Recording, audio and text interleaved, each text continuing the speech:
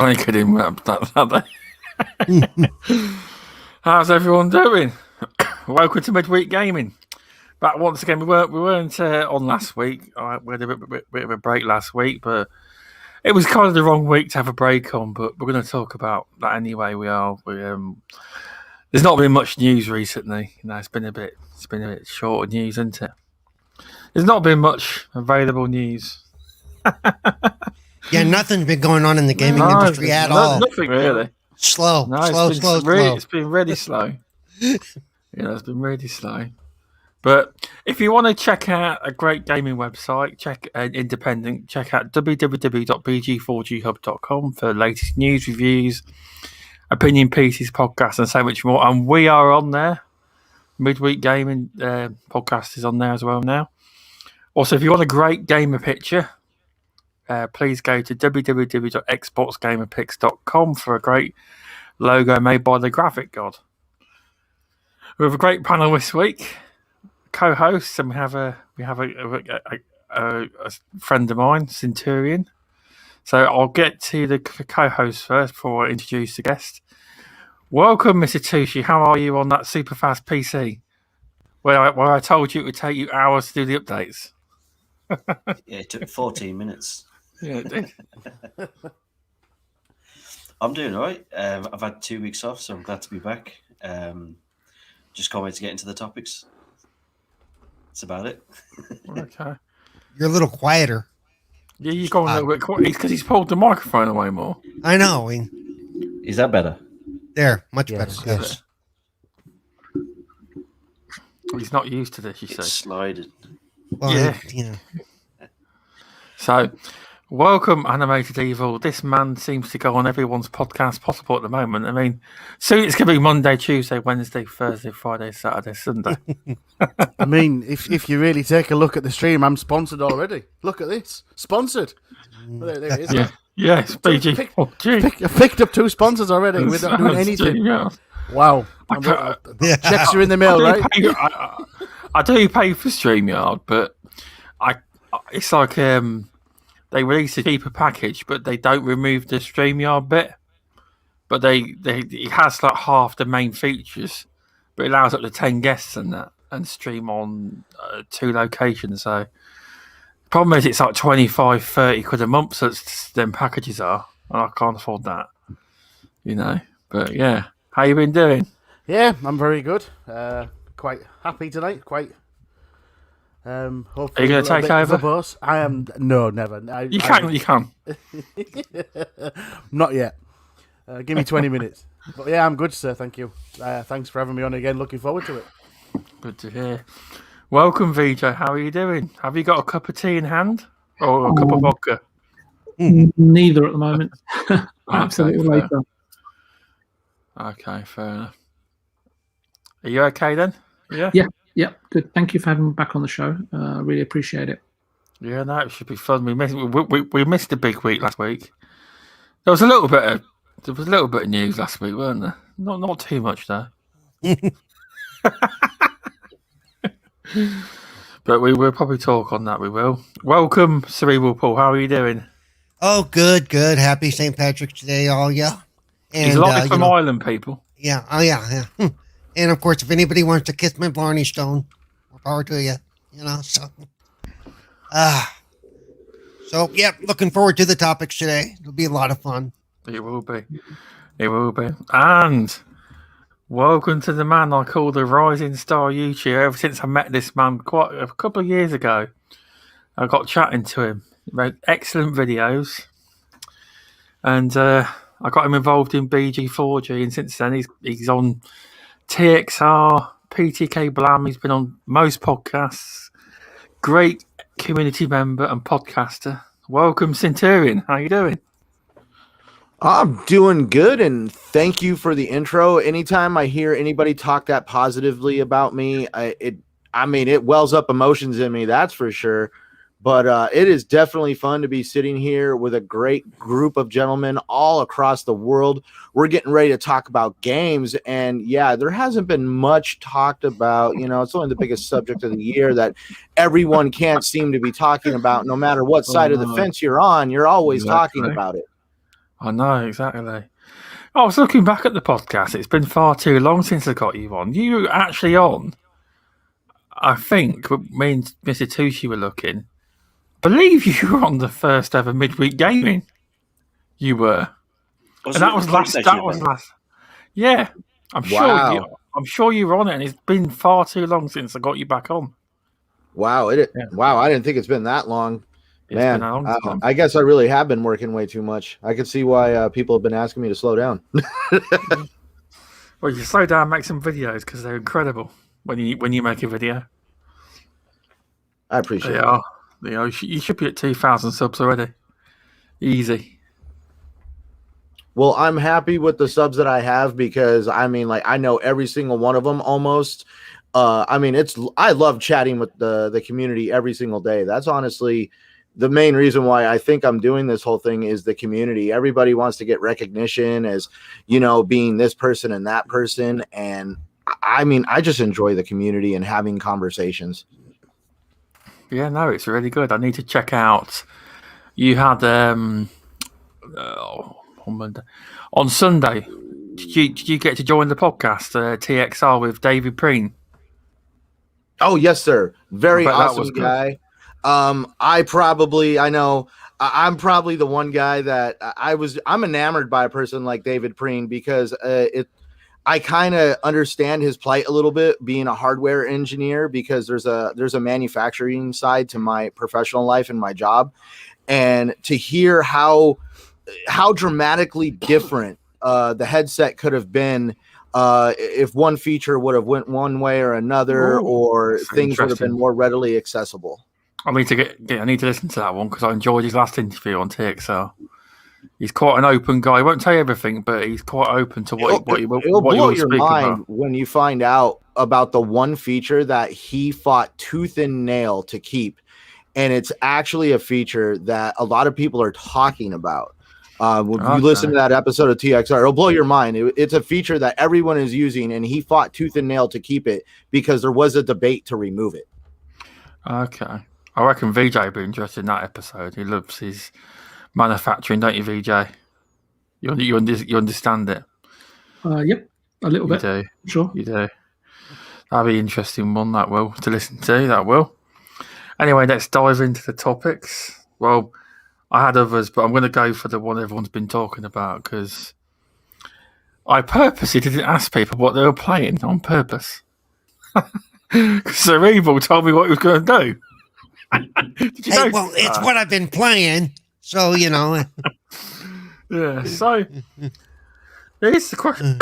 Sorry.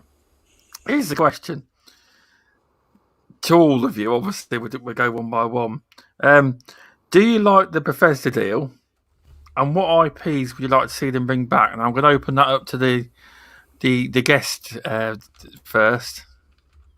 Are you hyped for the deal since Centurion? I am hyped for the deal. I don't know if anybody kind of caught my tweet, but I'm just over anybody who wants to try to paint it as a bad picture. You can't. I kind of related it to the idea of the schoolyard bully. You can't go around picking on somebody for so long until they become like the Braun Strowman from WWE. If you watch his documentary, he actually was not the most physically fit individual growing up, and as a result of some words that were said to him, he decided to change his entire demeanor. Now look at the total change. That's almost like Xbox. Oh, it is. They have been poked at, made fun of, they have been dug at so many times, and they go out and drop $7.5 billion to change the narrative.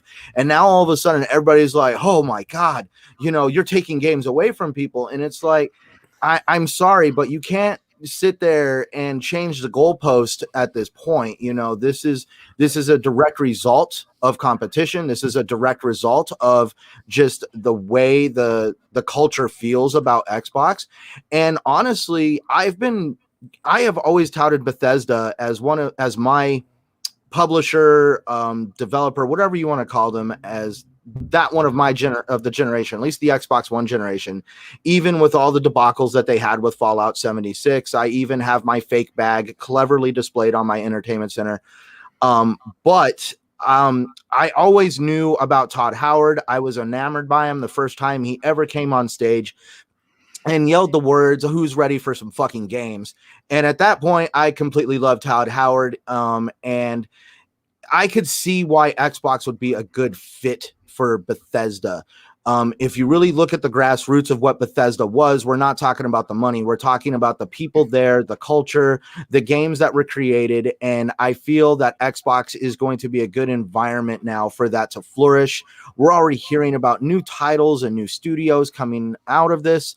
The future is looking really great for Bethesda, because in a matter of speaking, it's almost like the handcuffs have been taken off, because they were having a lot of stuff pushed on the developers that they didn't agree with, like mobile games and trying to push like certain microtransactions and creating games as a service. And now they're not being forced to take that direction. They can actually let those creative juices flow. And Todd Howard, if you can't tell by how excited he is, anybody that works at Bethesda right now has to be just as excited as he is. Yeah, I mean, obviously Bethesda is a big. Obviously, it is to you because I know you're a big Elder Scrolls fan, so you've got to be excited for that.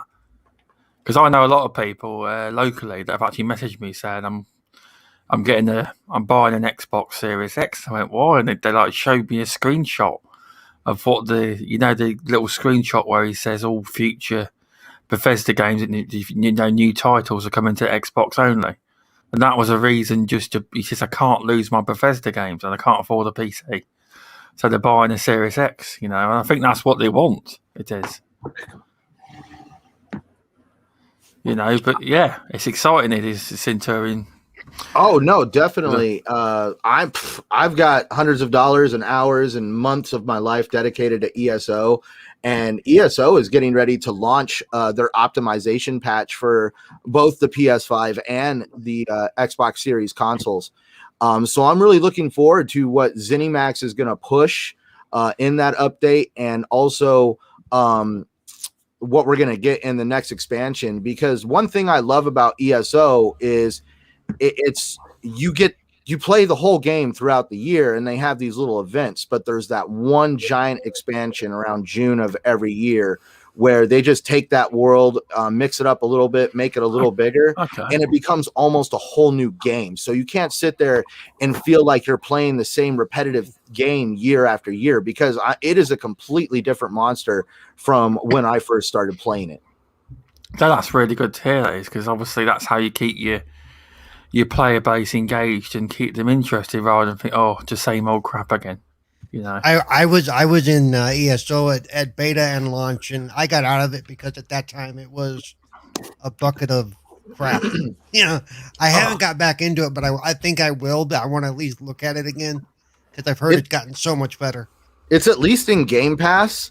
And the funny part is they have their own little subscription service in there. For $15, you unlock almost all the DLC in the game except for the current one. That's not bad at all. Yeah, so but that's where it's like a $15 a month thing unless you buy the DLC. But they, from when that game was first created, even though it was open world, it was linear. It was all based on your level. If you went somewhere that you weren't supposed to, you got your ass handed to you by another NPC or even another player, because there was a little bit more open PvE. But now they've done the one Tamriel thing where it scales, and ever since then, it's been a total different world. Yep. Yeah, it was just buggy as all get out at first. A lot of the stuff that we reported in beta made it to the launch, and we're like, oh, dude, what are you guys doing? I'm looking forward to this optimization patch because me and my friends play that game consistently still. And I mean, we deal with frame drops. I mean, you feel like you're at a slideshow when you get too much going on the screen. So I'm really hoping that with this optimization patch, we finally get some fluidity going on when we got some serious situations going on. Oh, I hope so. Yeah, because there's almost no reason for that nowadays. Yeah. Well, exactly. It's a good thing. It is because it shows you how with ESO. Obviously, they've made mistakes, and it shows that from what Centurion say, they've learned from their mistakes. It is. But yeah, it is very exciting. It's exciting. We'll do some shout outs now. Yeah. Welcome, brother Mike from NLG. How you doing, mate? Welcome, VJ. I do this thing, Centurion. If you're in chat, I still shout you out. Welcome, VJ. Welcome, Centurion. Welcome, Caitlin. Welcome, Muppet. Welcome, Mr. Tushi, cerebral. Welcome, Slasher. How you doing, mate? Great Gears of War YouTuber. Welcome, Pong Soul. Welcome, Telegonit. Back from the dead. You've done really well on the Flamish experience on Sunday. Yeah, you should be proud, mate, for your first podcast. You've done very well. Welcome, Shonsu. Thanks for stopping by, mate. Welcome, Mama Rocks. Cheers for stopping by. Welcome, Infinite. Thanks for stopping by. Let's go to this. Yeah, but I think I've got everyone. Yeah, and welcome the lightly lad, aka Al Boomer. Yeah. I haven't seen Masuko yet because you haven't tortured his name yet. So welcome, Masuko. Even though I've not seen you in chat yet. I don't think he's in there yet. That's what I was saying. I haven't seen him because usually you mispronounce his name like 3 times. No, yeah, well, not anymore. I learned that. Welcome to Pixel Slapper and welcome to Indie Gamer. Excellent video on the Ascent you've just dropped. It's incredible, that. Nice work. So, what's your views on the Bethesda deal, VJ? Have you got any titles you'd like to see them bring out again? Any IPs they don't use? To be honest with you, I think I'm like in the vast majority of overnight hardcore Bethesda fans downloading. Really? Yeah, I don't really play much of them, but just sort of because I've said what I needed to say on Boom's show last week. But that's fair enough. I think there's two standout people that I think are the key benefactors of the deal. Besides the shareholders, obviously their pockets are pretty full at the moment.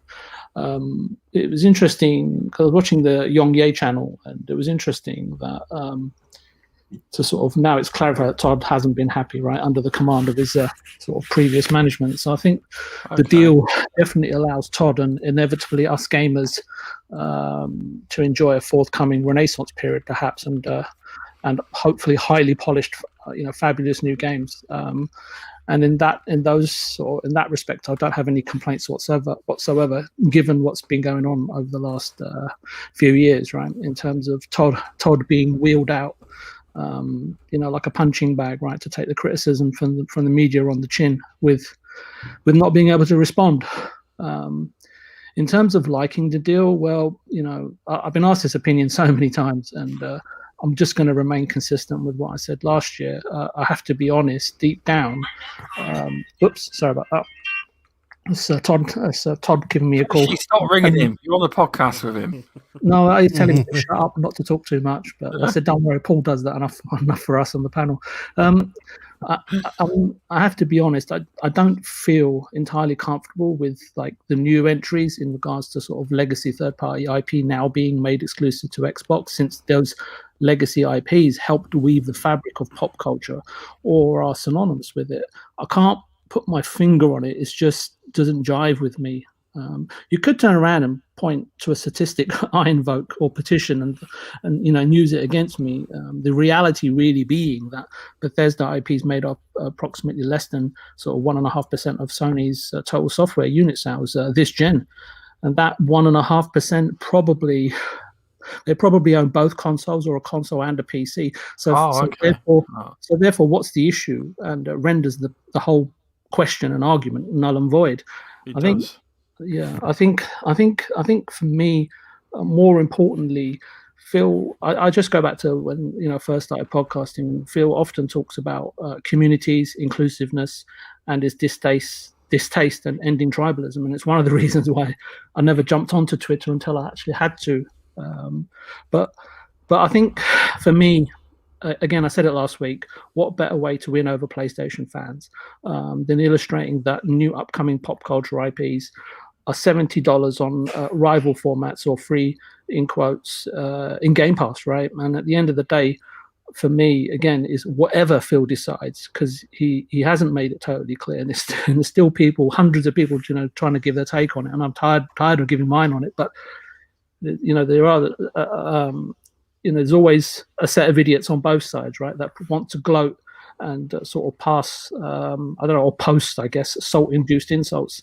I mean, or salty, or whatever the term is. I mean, I don't find anything, adult in that at all. And for me, it should be sort of respecting the decision that Phil makes and learning from the guidance that, he's providing. Because obviously, at the end of the day, we've put him in charge to look after the best interests of Xbox. So, and for me, the other side of it is, whenever anything like this comes up in terms of an M&A, I always try to look at the human and creative cost as well.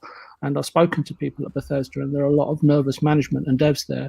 While as fans, and I totally understand it, salivate over Starfield, which should be exclusive, developers and management, over there are thinking what will happen 1 year from now. Because I don't know if you know that most merger and acquisitions that I've been involved in build in a 1 year status quo whereby no changes will occur once the handover's been cemented or signed over.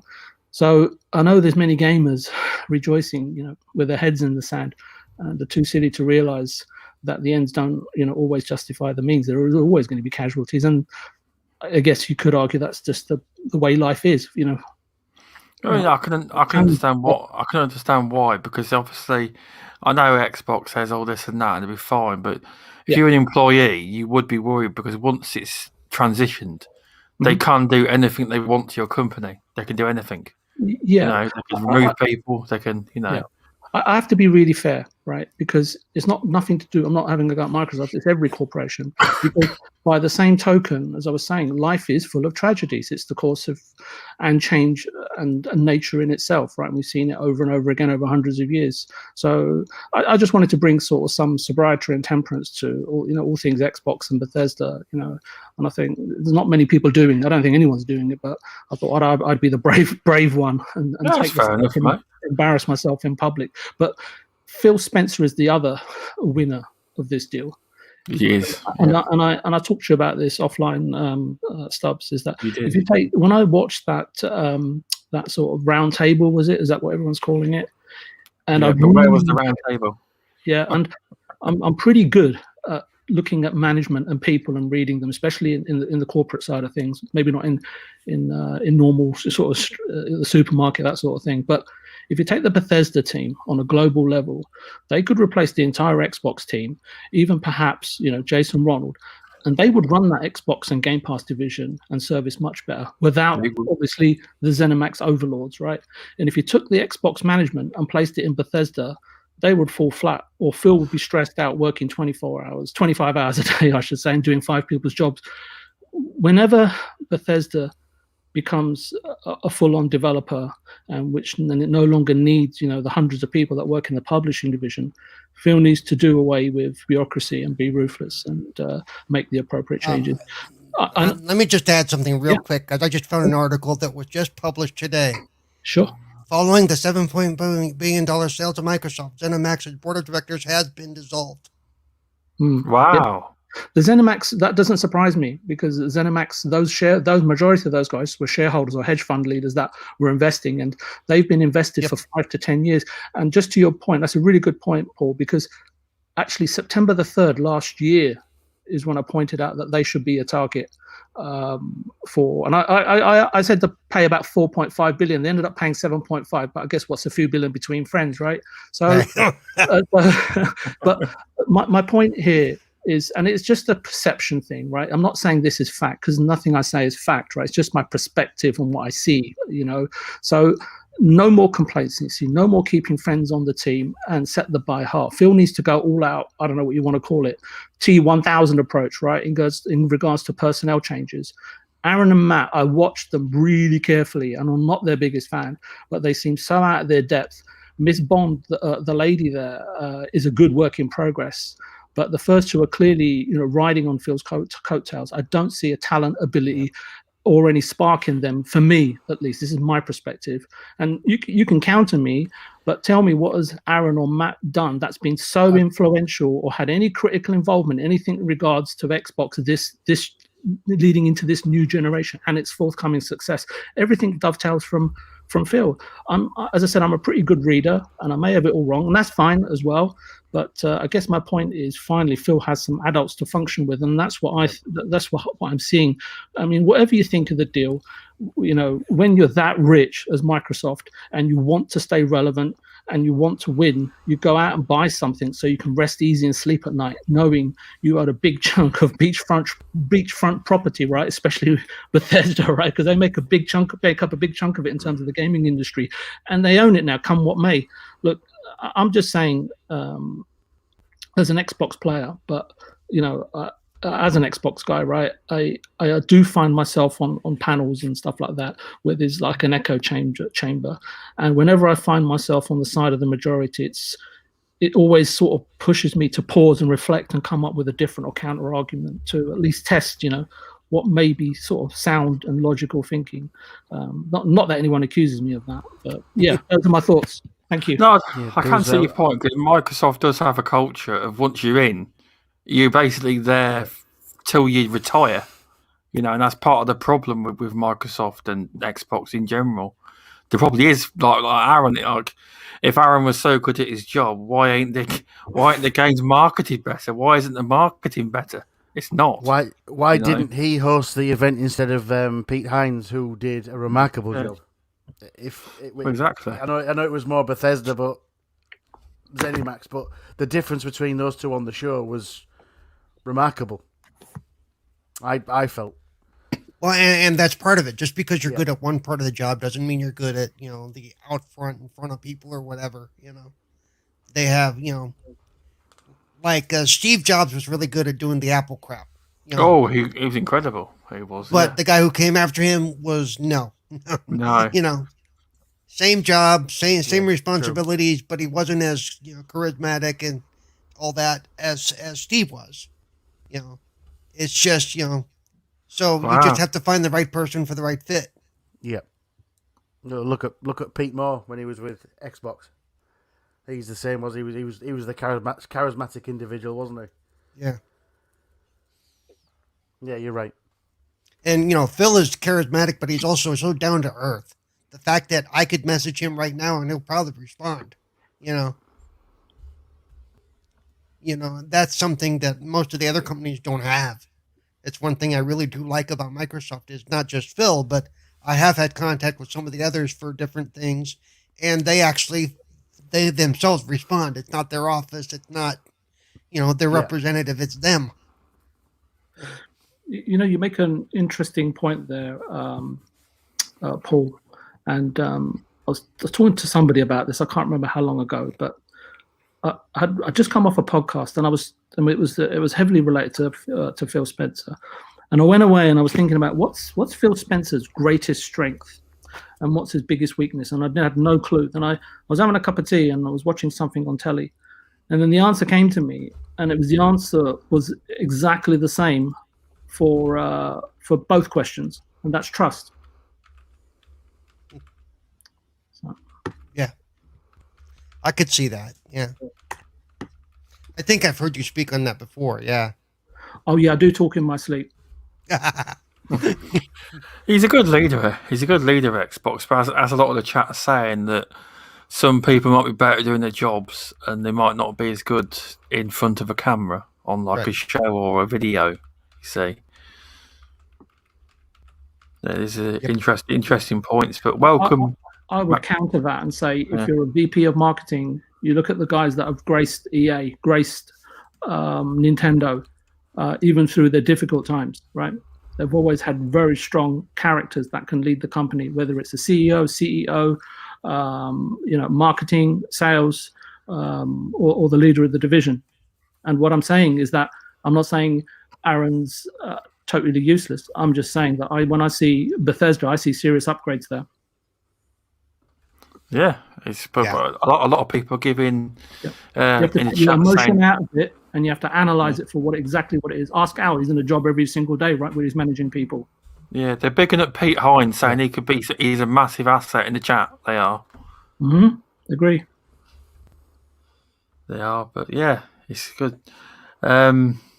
Yeah, it's a good thoughts there, VJ. Very, very well thought out, and I agree with a lot of it.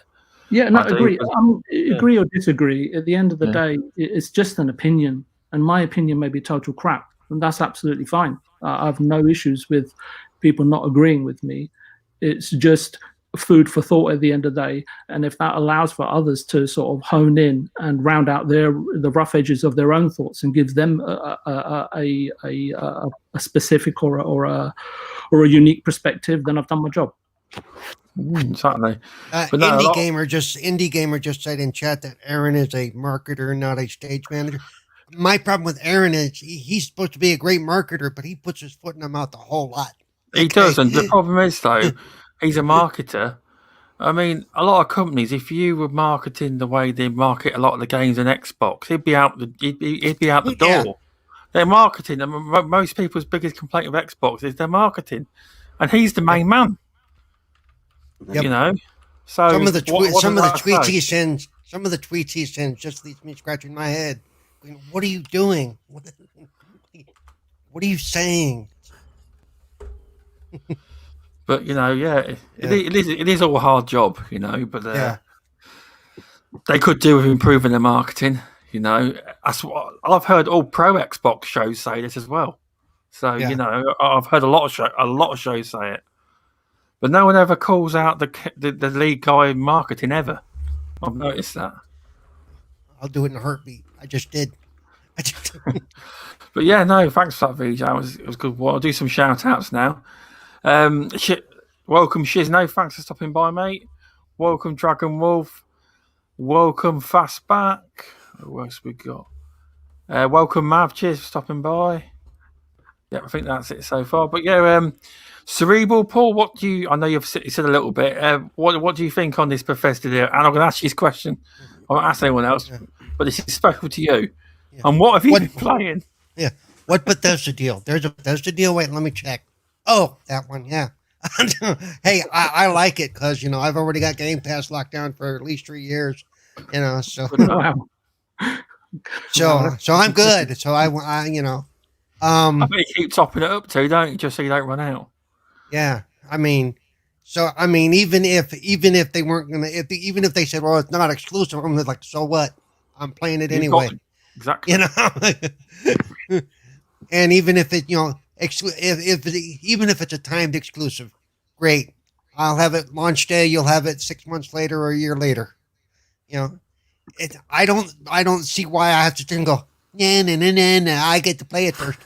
Who cares? You know. Exactly. You know.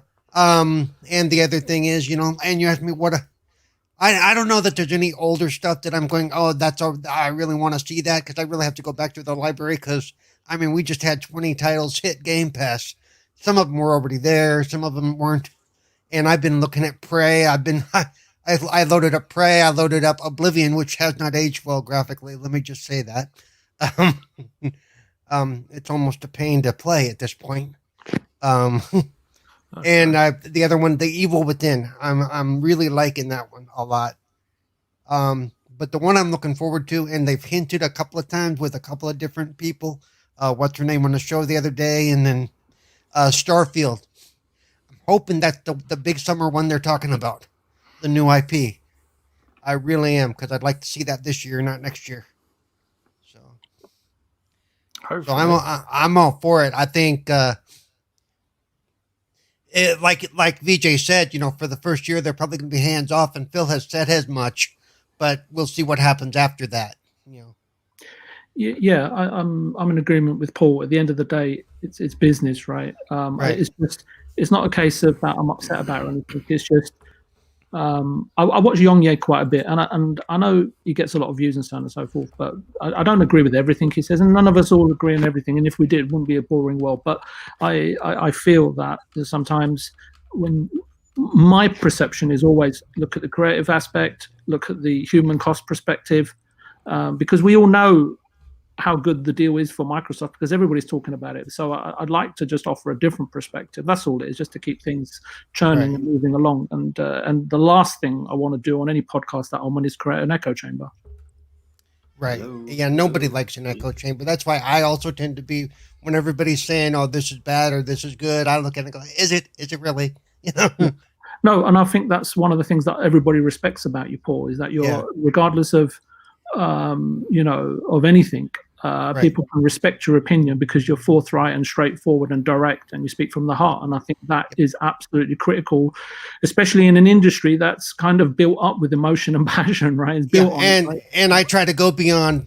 I never want to be the fanboy reaction. I actually do research. I look stuff up. Yeah. I really try to, I don't just go, no, just because it's Sony, it sucks. No. Never. But you do know, Paul, right? These days it is a crime, right, for being different or thinking differently, right? Yeah, or gaming differently, as the case may be. Yes. Yeah. I did have a train of thought that just totally got derailed. No, Sorry. no, it's all right though. I do it to people all the time, so every once in a while somebody got to do it to me. Shoot, what was I gonna say? Crap. So yeah, gee, I don't know. I lost it. I'll probably find it again at some point and interrupt somebody. So Okay. so there we go. That's I think all in all it's a good thing. I really do. I can't wait to see what happens. What happens really? You know. Yep. You could get your wish. You could get Starfield this year. Hopefully, I know VJ's a fan of Starfield. Or he's excited for it. Yep.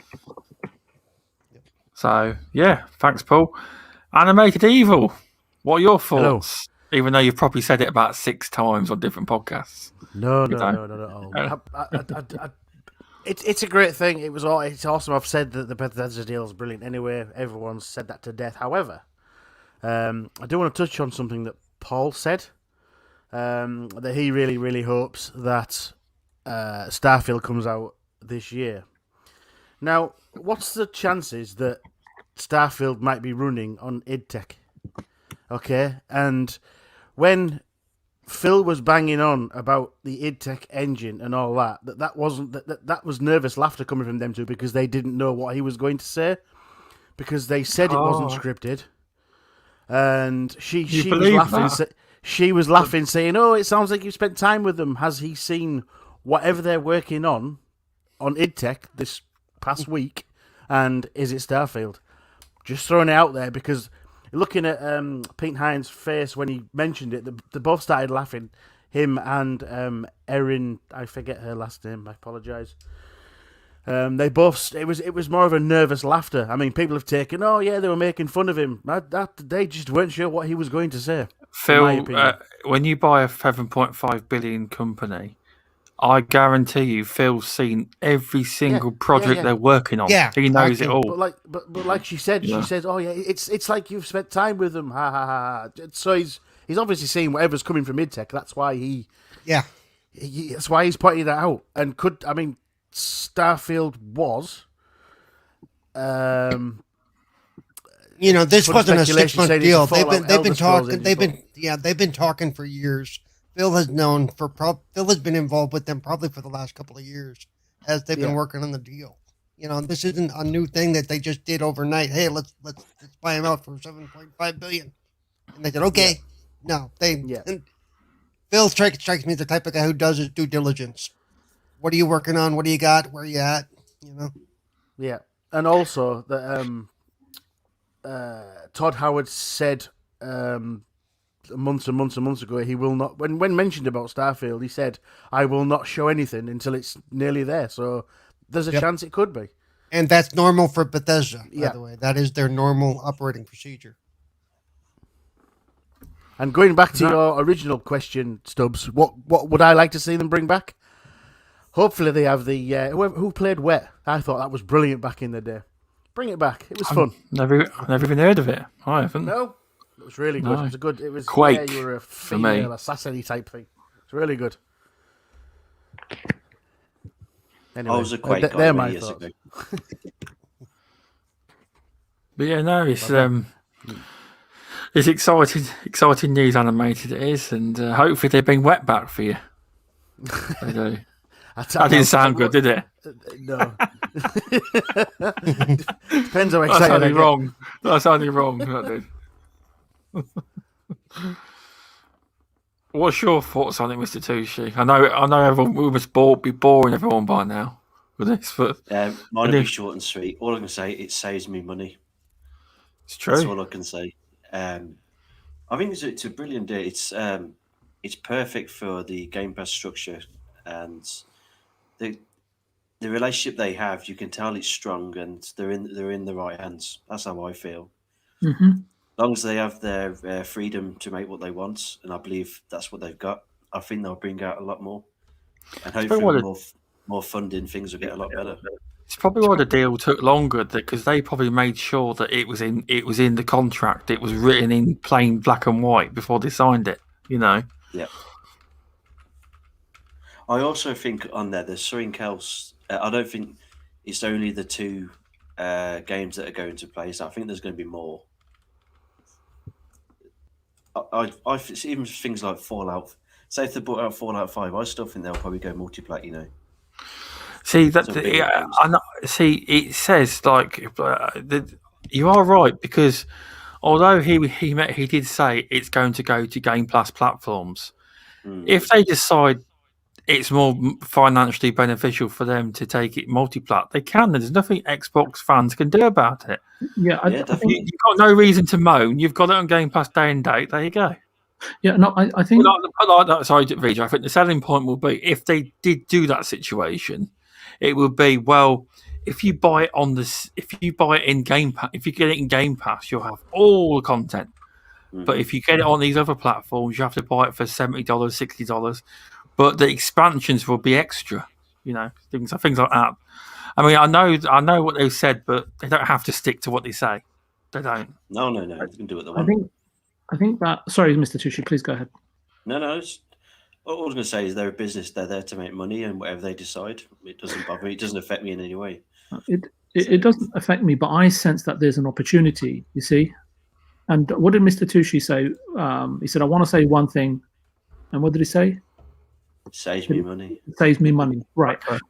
So in that, right, and you look at the PlayStation fans, it's very difficult to conscript fans, and I think that both Microsoft and Sony have taken gut punches, right, by trying to force, the PlayStation 3 on people at $600, the Xbox One with the DRM initiatives and so on and so forth, and they've learned that you cannot conscript people into your ecosystem. You have to lead them.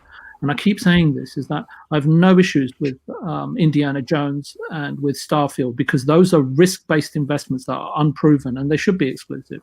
And my point is that legacy IP, and if indeed they do appear, new games within those IPs do appear in the future, I think there's a strategic way of using said IPs not only to generate cash, but to lead people over to Xbox. Leading people and making them become self-aware is far better than beating them with a stick and saying you can't have this because it's only on this platform. Because we talk about Microsoft being very big, we talk about them being very different to the people that have led businesses like Nintendo and Sony, and almost being archaic. And I hear it on Xbox podcasts all over the place. So when I say this, they sort of immediately stand up and say, "Oh no, Sony have done this to us." Well, then what makes you any different? Where's the forward thinking? Where's the strategic level of thinking? And even if it isn't viable, and everything should remain on Xbox, I'm fine with that as well, because it will be a point in history, given the situation that Phil is facing, that will determine what course of action he takes. And again, to go back to the first thing I said, is that whatever he decides, we need to respect it because it will be in the best interest of Xbox, Game Pass, and Microsoft shareholders. Exactly. Yeah, trying to think what else I was going to say on that. Bring that microphone forward. Do you want to put it forward a bit? Yeah. Is that better? That's it. I am looking for Starfield. Look forward to Starfield, and I'm really hoping it comes this year. Fingers crossed. By the way, you mentioned stuff coming to Game Pass, but then there's DLC and stuff. Forza Horizon 4 came to Game Pass, and then they did the Lego DC. Do you know how many of us who have it from Game Pass who ended up paying that $15 for that DLC. Everyone, wouldn't it? So, I mean, it's not like they're not going to make money if they do that. So, I mean, and yes, at some point, Forza will probably go off Game Pass, but it'll probably may come back later too, or I can pick it up cheaper later. But I did pay for the DLC, and so did a lot of other people I know. Yep. That was the original plan anyway, wasn't it? Where the game comes free, but the DLC's never free. But it's only recently, like Gears Hive Busters. There have done some things where they've done free DLC, or when they've added the game to Game Pass, they've done the whole kit and caboodle. They said, "Here's everything." Yeah. Exactly. It's like it's where they went in sneaky there. It's in Game Pass, but then they also gave it away to everyone gold. But what a lot of people don't realise is they gave everyone the standard version without the DLC. Yep. They weren't giving that away when it's a couple of months old, you know. But yeah, they are getting better at that, putting more content in. But with Forza, it's a money issue. They want to make more money on the content, but they don't want to give everything away for free. It's a hard balance, I think, to work out what to do. It is, but yeah, it's been a fun subject. This has. We will move on with a subject that Mr. Tushi actually suggested, because apparently him and Animated Evil were talking about this one night, and they should have just went live on YouTube about it. Because it was so. I don't know if any of you lot have bought battle passes, but does buying a battle pass change your experience in the game of how you play it? I'm going to go to Centurion first because he's the guest. It feels like it's been ages since he's talked. You know, Centurion, have you ever bought battle passes? And obviously, when you play the game before you purchase the battle pass, when you've bought it, does the in-game experience change for you? Well, for starters, if I'm being quiet, it's because I'm trying to see if the parrots come back. Okay. No, mate. He's you tell him, Tushi. We got them rehomed. Right. We're moving house soon. We can't take them with us. Oh, I'll try. I would have just said I couldn't stand it. They were up all night making noises. I had to get rid of them. Oh man. Anyways, battle passes changing the experience of a game. I am a sucker for. I guess I'm a sucker for microtransactions at this point, because people just look at me because I participate in them. I guess I have been trained by Elder Scrolls Online. Microtransactions help build the game. But does it change the game? That's one thing. I've been playing Call of Duty with my friends. Obviously, there's a battle pass involved in there. I got it because it felt like you weren't. You're not getting as much rewarding. You're hearing your friends be like, "Oh, I'm using." Let's just say the game was very little to no reward, and you just kind of see the experience everybody else is having when they even just partake in microtransactions in general. It's almost like they design the game now to almost punish you for not participating in microtransactions, especially in a game that does have a battle pass. Like let's use Destiny for example. If you want to play Destiny and you got to upgrade stuff in that game and you do not have the battle pass, man, your building resources are like unicorns. So that's where it's like you're almost punished for not participating. Basically, it's like the battle pass helps kind of soften that grind.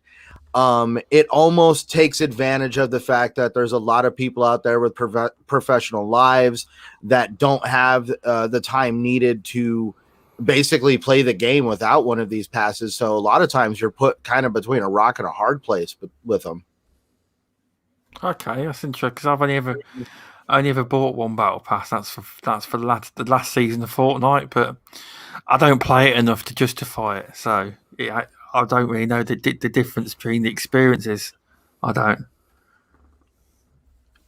But yeah, no, that's very, very interesting take on that, because obviously you spent a lot of money within ESO.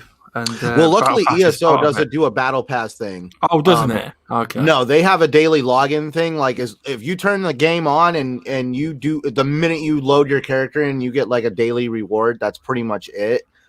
So sometimes do you just log in and then you like log out? Oh yeah, And not play it? yeah. No, it's tradition, and especially when you see like when they've got some months where they're giving you like massive rewards, but it's like towards the end of the month, you're like, yeah, I'm just gonna log in, and you know sometimes you got to do it 30 times in a row to get a good reward. But yeah, it changes every month. With battle passes though, like we'll just use Call of Duty Cold War. With the battle pass, not only do you get the skins and stuff like that to kind of change your character, but you're also getting these tokens to kind of level your character up faster. And also same to like Destiny. You get crafting resources in Destiny too that kind of help speed up your progress. So it's like in certain games, it's almost like a time saver. So you sit there and start justifying like how much is your time worth, and that's where they kind of get you, is when you start measuring how much your time is worth in your head. Don't they? Yeah. It's like obviously how long do you want to play for? It's obviously you're a man that's played a specific game for quite a few thousands of hours, I'd imagine. Oh my so what God. we're looking at, 4,000 hours more? It lost count. It's actually counting me in days now. Oh, okay.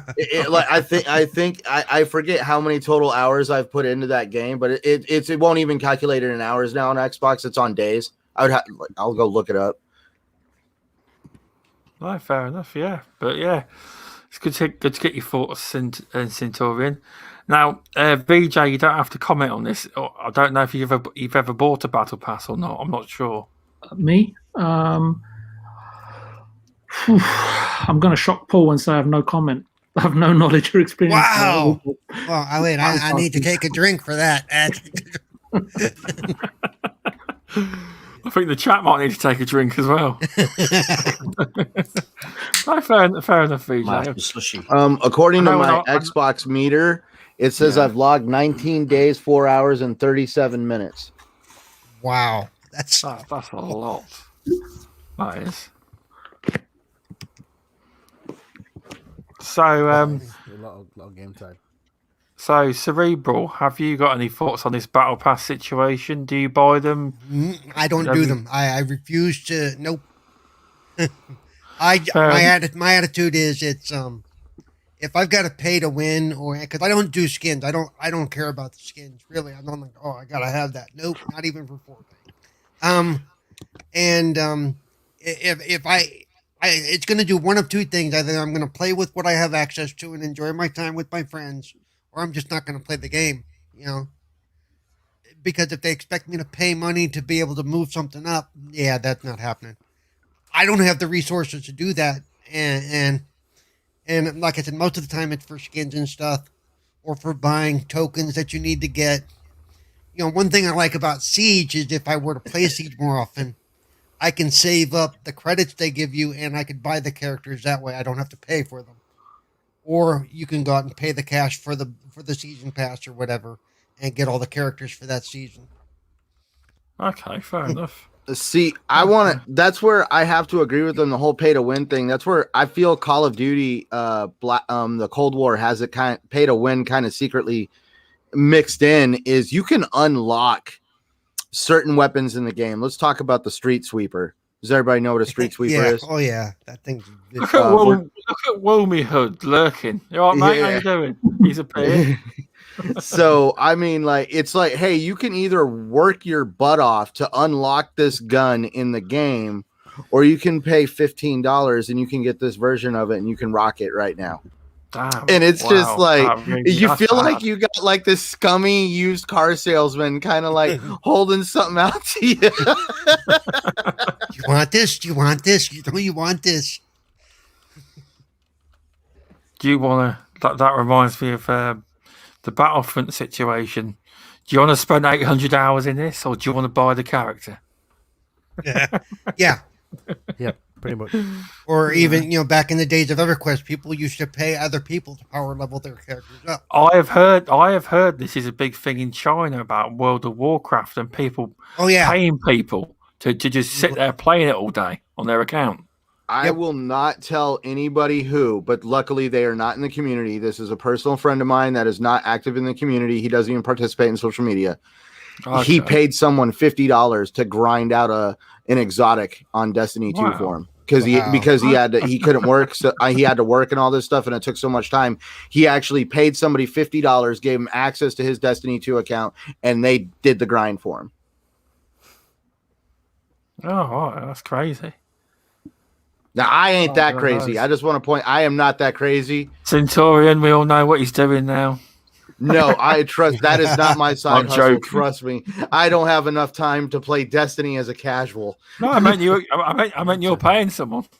No, that was not. No, Whoa. that was not me.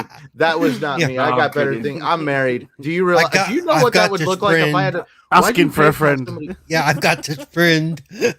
Why'd you PayPal somebody $50? Well, I wanted this gun that was in the game, and Oh, crazy. Yeah, I don't think that would end well for him. Well, apparently, Wilmy Hood said that's quite common in Destiny. Apparently, Yeah, it is. Yep. yeah, it's very interesting. Thanks for that story, Centurion. It's quite interesting. Now, the two men that were battling it out about this topic, I'll let you two slog it out together about the battle pass. Do you want me to go first? No, So to- after you, sir. After you. Right. The way we discussed it was like I've realised lately, but when, for example, Call of Duty, I'm currently on Prestige 2 or somewhere around there. But whenever I buy the Battle Pass, I seem to buy it and then I don't touch the game again for ages. Really? Okay. Like I bought the Battle Pass. Was it yesterday, Al, or the day before? For Call of Duty, Yeah, wasn't yesterday. It was day before. Monday or Sunday. One of those. Yeah, it's the same. Like for example, when CFE's Battle Pass came out, we bought it on that day because we played CFE's quite a lot. But I haven't been on CFE since that day. And Yeah, part of me feels like it's like you're a slave. Like you got to grind, it forcing you to go on the game to get all the loot basically. But sometimes I feel like it just puts me off, and I end up not bother going on the game at all. Yeah, fair enough. Okay. It's weird. It's the same. What else have I bought? I bought the Battle Pass for Fortnite. I think that's ran out now. I think. Yeah, the new season just came out. Yes, I bought it last time, and But I don't know why. I don't know why I bought How it. many times? How many times did you play it after them? Those 2 times we played it together. The first time you were on, you bought it. How many times did you play it after that? I think twice, maybe. But I mean, Mr. Tushi's a man who likes to boost the industry by just buying games. You know, here you go. Here's some money. I won't play it though. No, Yep. you've So done well. I bought the Call of Duty Battle Pass, and then I went into the grind. So next time it's free. So you earn enough battle points. It's free every time. But then I was on the other side of the fence where I feel forced that I have to play it. A lot like Centurion said that he logs in daily. It comes like a daily chore. Now I'm thinking I haven't done any levels on Call of Duty for a bit. I'm gonna have to get that Leisure battle suit, pass Larry. soon. And that was the course of the Oh, wrong one. Where is it? that was the Tushi, course of did you see the chat, Tushi? situation. When he says he didn't realize that Leisure Suit Larry had a battle pass.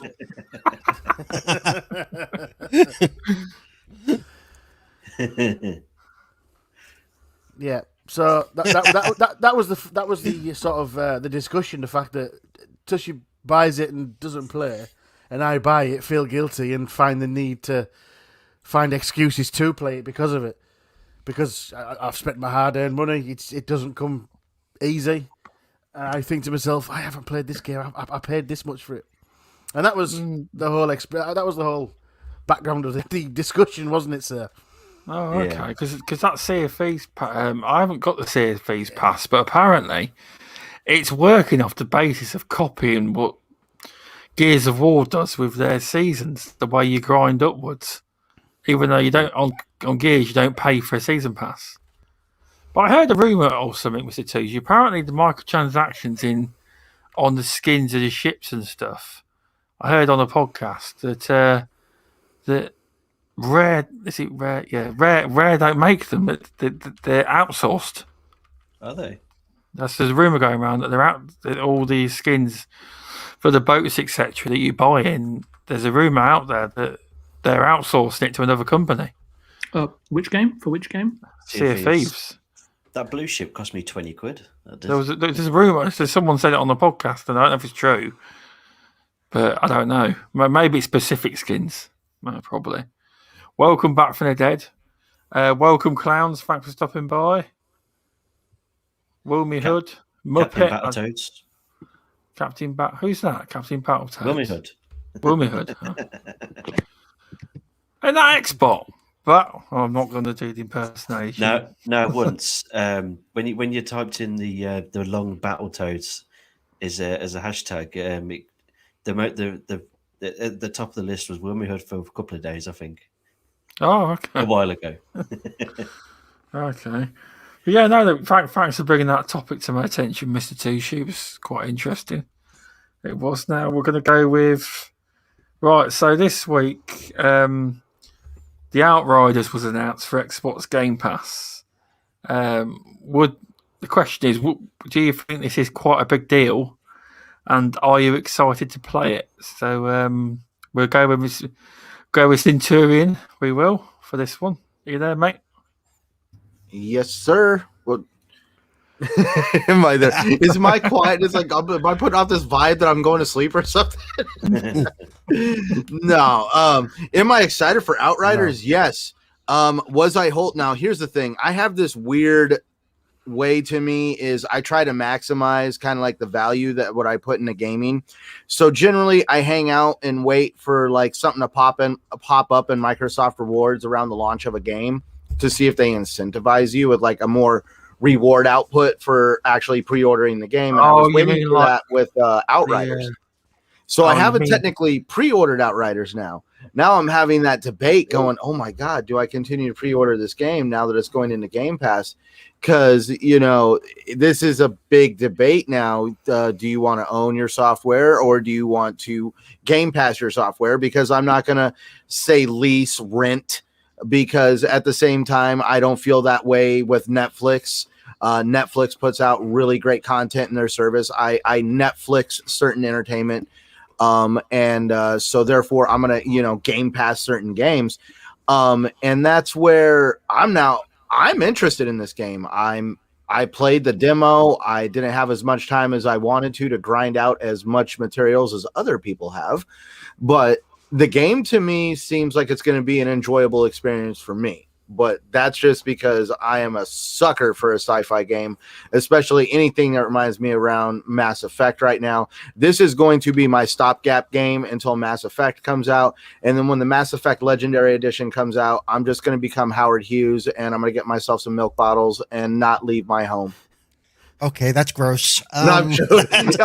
That's actually poking at people who actually understand historical references. No. Yeah, don't drink milk at his house. Okay, after that. Yeah. Oh God, yeah. I'm not going to be that bad, but I mean, I'm looking forward to those games. I was one of those crazies that went out there and signed the petition back in the day, trying to force BioWare to do this.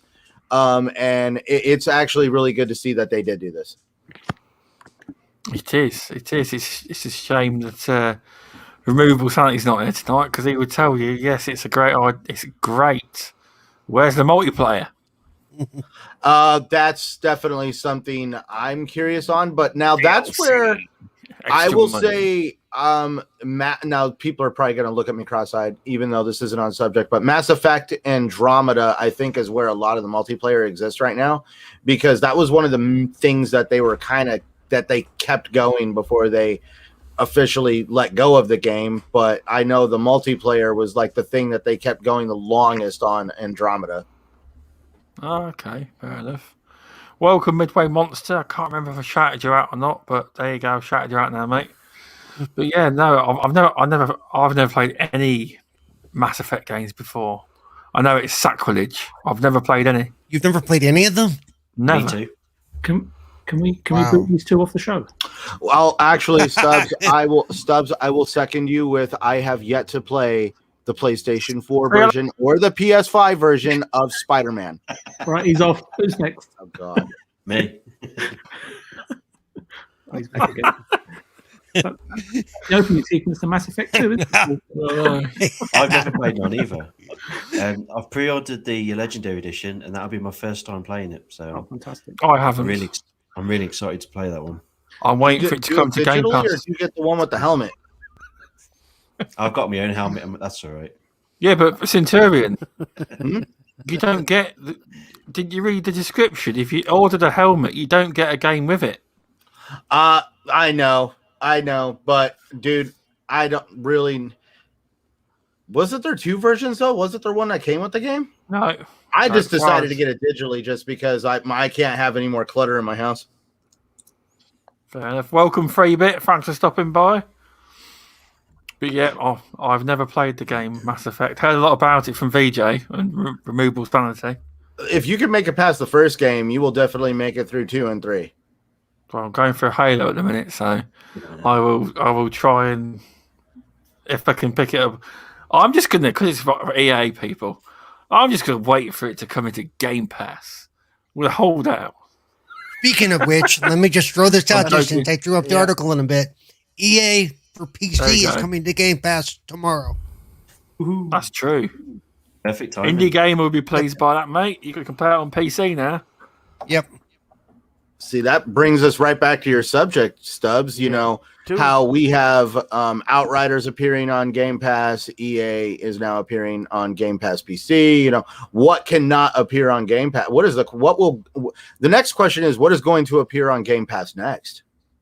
I don't know, because I don't know. Well, imagine GTA 6 when that releases. Yeah, but come on, I mean, Outriders is the studio it's from, the actual studio that make it. They're not a well-known studio. I mean, they made the worst Gears of War game in history. They're not got, they made Bulletstorm. They haven't made a game in about 10 years, So it's not like we're making out as some big major AAA banger studio, I have not played the Outriders demo. I have not played the beta. I'm going to be going into it totally fresh and brand new when it drops on the pass.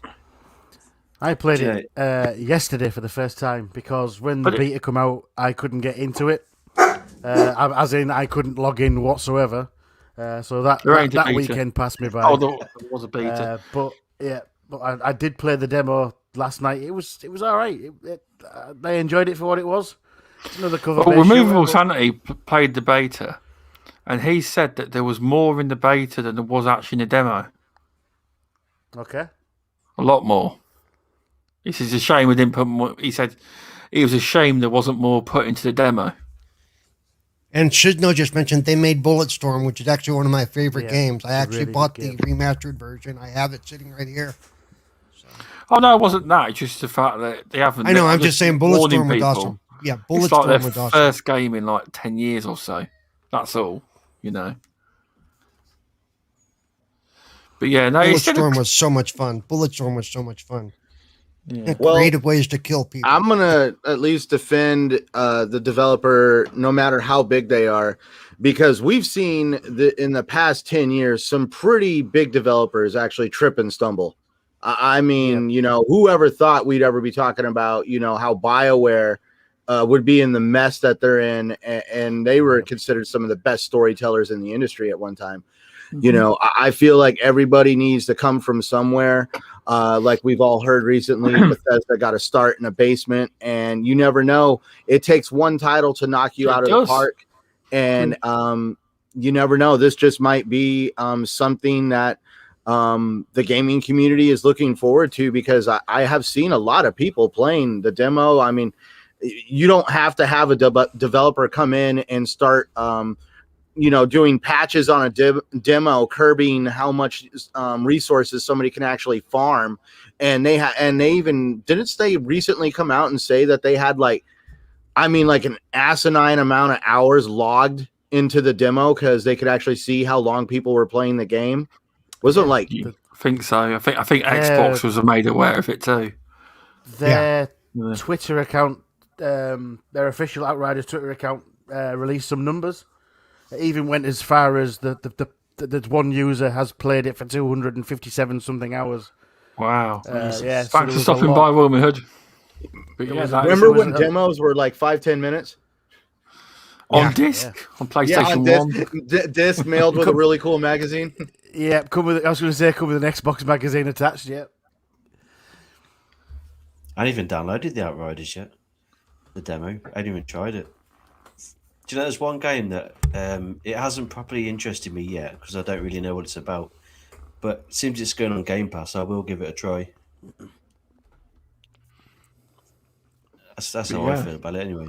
Did you enjoy the story of Mass Effect? I've not played it yet. I don't even know what it's about. Okay. Trash. You haven't played Mass Effect yet either. Can you handle This panel's going to get a lot smaller. This panel's about to get a lot smaller. Can you handle games that actually have like a deep lore to them? Like there's actually a little bit of like you have to grasp kind of how the world works, Kind of like Outer Worlds sort of thing, huh? but deeper. What'd you say? Bit like Outer Worlds, but deeper, obviously. Kind of like that, yeah, like Yeah. deeper. Outer Worlds, like well, we got to think about Obsidian is actually a good example of doing a really good RPG. Exactly like Outer Worlds, like you had to kind of get a feeling of like how the whole like the different companies ran the different planets and how all the different cultures around it. It's gonna be like that for sure. Like there's gonna be some deep lore to it. I enjoyed reading about the stuff that they gave you in the game. It looks like there's going to be at least a decent story compared to some of the stuff I've seen come out recently from other developers. You lot ain't going to believe the critique I have about Outriders. And Oh gosh. I can't press start and go to the toilet. The game don't stop. I don't like games like that. Oh my gosh. You've never played online games? I don't. When it's a campaign, no. Most campaigns you can pause it, everything stops. I don't like that. It's like a Division. The Division keeps going. I'm not into them. You know. Well, that's because the world doesn't stop just because you want it to, dude. That's Welcome to real life. That's why I don't play them. Dude, you could come back from using the bathroom and it's all so and so has challenged you to a duel. This person needs your help. It's just like, what the hell is going on? Or you completely got your ass kicked and you're at a way shrine. That's why I don't play them. I'll give it a go, but that's why I'm not into that. You know? You just got to learn to find the safe places to go when you have to step away. You got to have some boys not behind that, you to it's look the after kids you as while well. you go for a shit. Well, actually, that's why in ESO they started selling houses. They're like private areas that nobody can go to except for people you want to see. I played co-op once, Dragon Wolf. I've only played it like once, co-op. But even you co-op, if you tell them, they will stop for you as well. But I'm not one of these people that are into that kind of. The same thing. If you're playing with a couple of friends, just keep me alive for a couple of minutes. I'll be right back. And no, if they all press pause, I tried that with Tushi. He got me dead. Yeah, we play played Halo. Leave him. He'll be fine. He'll respawn when he's ready. Or you come play back Halo and or there's Gears. horrible, inappropriate things taking place to your character. Yeah. Usually. So many tea bags, so little time. Yeah. Yeah, no, tactically now, Indy, I'd just rather not play the game if I have to do that, you know. Just my way I play games, you know. It's different when you've got multiplayer matches, but when you've got to play a whole thing and the whole game's like it, you know. Because I've got, you know, my son comes in and out at night, you know, I have to pop out. You know, that's why I stopped playing Division 2. That does make it hard. Yeah, that does make it hard. That's my problem, you see. It is. But yeah. So, VJ, have you got any thoughts on the Outriders dropping into Game Pass? Yeah, a few actually. Shout out to Mav at Fun Speculation, as I had a deliberated discussion with him that definitely helped season, shape, and orient my perspective, shall we say. So Okay. I want to say, first of all, that many gamers, if not all, have changed, especially if you've been playing games over 4 decades. More in terms of how I revere and digest games has definitely changed. So perspectives are always going to be different, which is a good thing. But I think we need to keep that in mind, right, when we talk about certain things. So I downloaded and played the demo, and I didn't really care for this game style or type. Technically, it seems to be fine, but the creativity and the flourishes that bring a game to life for me, for instance, Outer Worlds, which I've just put like 50 hours in the last week, is just not there for me. But at the same time, funnily enough, while I was playing the demo, I was on level 4 or 5 or something, and it's Timmy, which is another shout out to him. He popped in the chat, and it was really interesting to chat to him because he had sort of like a directly polar opposite opinion, and perhaps I can now, speaking to him a little more, it sort of definitely clears up for me why some people might enjoy the game, and more so from a consumer's perspective since it's in Game Pass. So yeah, I want to kind of give a more of a rounded sort of a perspective on this. Look, I know Square Enix quite well, so, and for the life of me, I don't know why or how this game has gone through the green light process at Square, especially along with the Avengers game as well. Something's obviously happening there.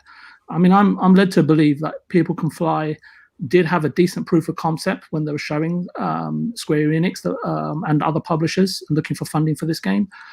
But whoever at Square Enix is in charge of development projects outside of Japan, I don't think they're going to be in that role for very much longer. So that's one of my takeaways. Perhaps he or she can join this podcast. I don't know. I don't know how much you pay, Stubbs. But not much. No. And I want to put it out there as well, because I should have done this for us Avengers, because I did say at the time I really didn't believe in the Avengers, and I have the same kind of reservation in my gut in regarding to Gotham Knights, which is coming from Warner Brothers. I don't believe the game will be great. The studio hasn't evolved and improved from what I can see. And I did check in on the situation on Outriders and found that the anticipation for the game had been quite lukewarm to low. The demo was released to gather community feedback, and I think you mentioned the beta as well, which I wasn't aware of. So thanks for that. And ultimately, the pre-orders for the game are very disappointing, to say the least. Xbox, and I don't think this is going to be this is not going to be the first and the last time, right? So Xbox has clearly foreseen and read the picture of every game coming to Xbox, and they were aware of the situation in relation or in regards to this, and every single upcoming release. Their purview is pretty extensive. So what you have Xbox account manager for each and every publisher. They feed all this information into an information repository of sorts, so that management across all the divisions can observe and see opportunities that could enable or benefit Game Pass. And to their credit, to the Game Pass team, I'm assuming is a division within Xbox, has struck a decent deal with Square Enix. I don't presume to know what that is. I don't know the Game Pass model and exactly how publishers and developers exactly generate or accumulate minimum guarantees and ongoing revenues and profit shares and all that sort of thing. So suffice to say, what is really important to me, and I don't know if you guys remember, Phil said some point last year his goal was to release a really decent game, or AAA, or whatever you guys want to call it, because I think AAA is banded around too much these days. It's something that is to be earned, not just handed out like chocolate bars. But his goal was to release a really decent game, or a first-party game, not something that had been released before, but a new game each and every quarter. And I remember people questioning that. I don't know if you guys recall that. And I was one of them people questioning it. Yeah. And there you go. Should get off the show. No, I'm just kidding. But looking at that's strike two, Stubbs. That's strike two. Oh dear. But this is See, when I wanted to look at this, when I see a winner in all of this, I see indie development studios as the winner. Game Pass is a valuable proposition, not a value proposition, and it's fast. As I was saying earlier, and I've been saying this since last year, is fast illustrating the fact that you do not need to spend $70 on a game, which is unaffordable for many, including me. Right? I can't go out and buy every single game like Mr. Tushi. I'm just not as good looking as him. But third-party publishers, in my opinion, only have themselves to blame for the situation that they're in. Releasing unfinished games for more than 8 years has arguably changed the nature and practice or need to pre-order. This is what I'm finding from speaking to distributors that are struggling with major retailers and online retailers. Given now that you have the option of Game Pass, consumers have again been quickly remodified And rather than thinking, in one or two ways about buying a game, they're now thinking in three or four different aspects or relationships or facets in terms of this certain thing. So it's like, do I pre-order for a myriad of reasons, from just, well, I'm going to support the developer, or oh, I like the look of the game, or I've always bought Mario games, or whatever, or will it be on sale in 3 months and I'll just wait, because there's a couple of games I want to buy and I need to figure out how I'm going to budget for these things, especially since they're increasing in price. And they now look, in addition to that, they look at a new IP and they judge the game just basically in a split second, or whether it's a new IP or whether it's a game in an existing franchise, and decide if they must or should or could pay that $70 for the title, or wait, since it's perhaps might just appear in Game Pass. And now you have the Outriders scenario, which is a massive case in point, and it will be for a long time to come, and for many podcasts that we're going to have in the future.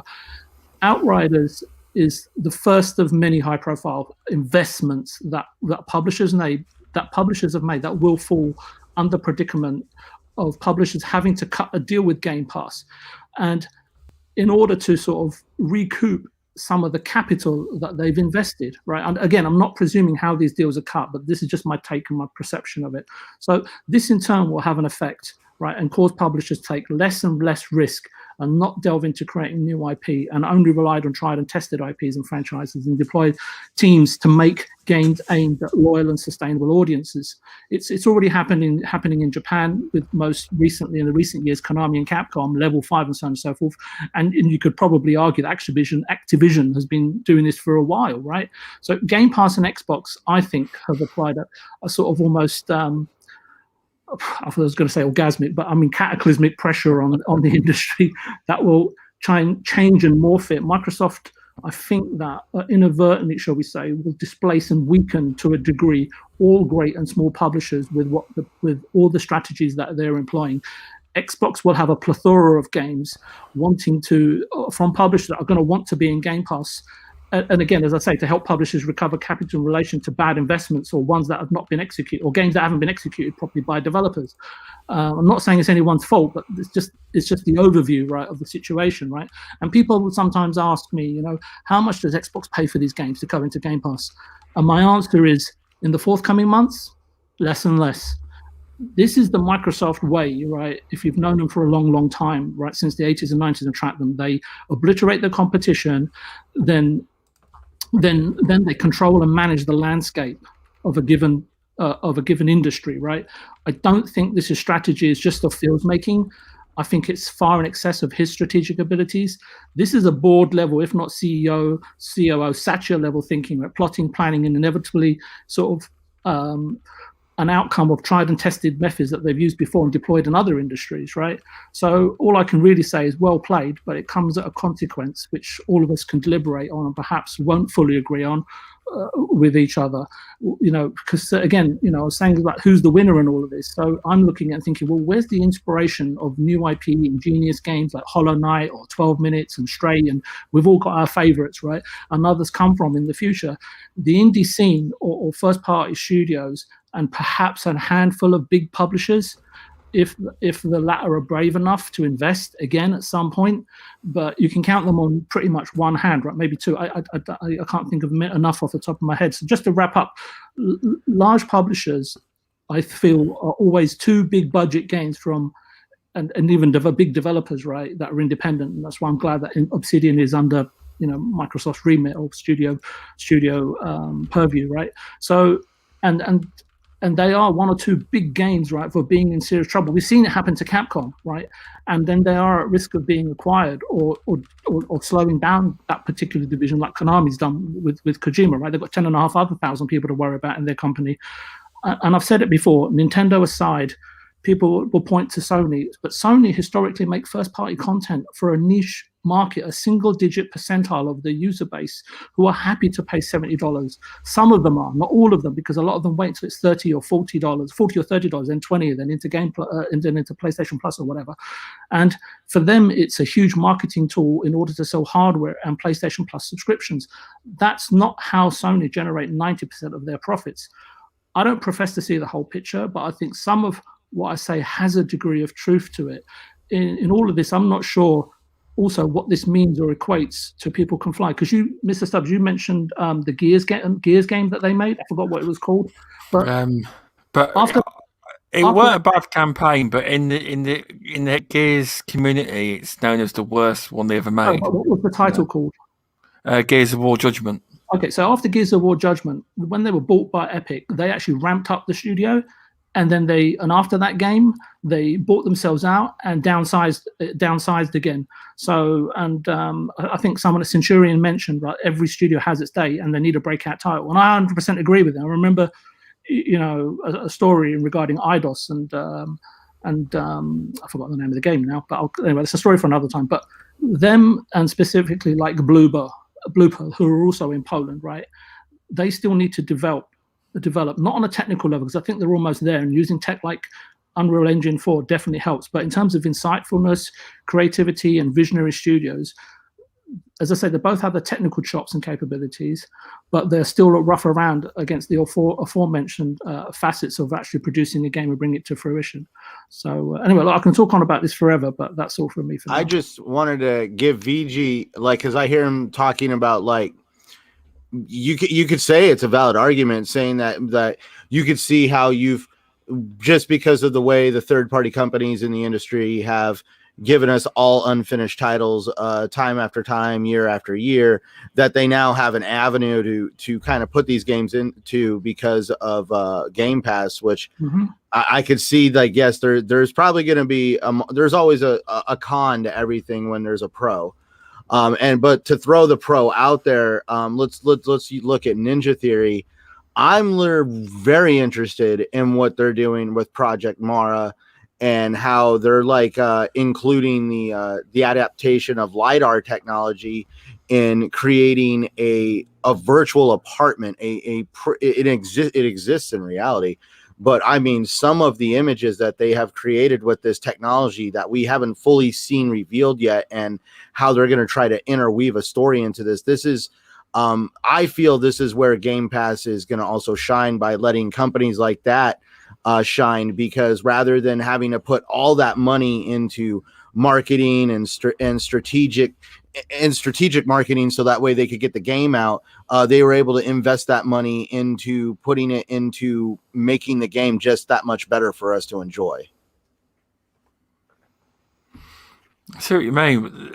Also, this is another point. If a Xbox Game Studio game now turns out to be crap, it doesn't matter.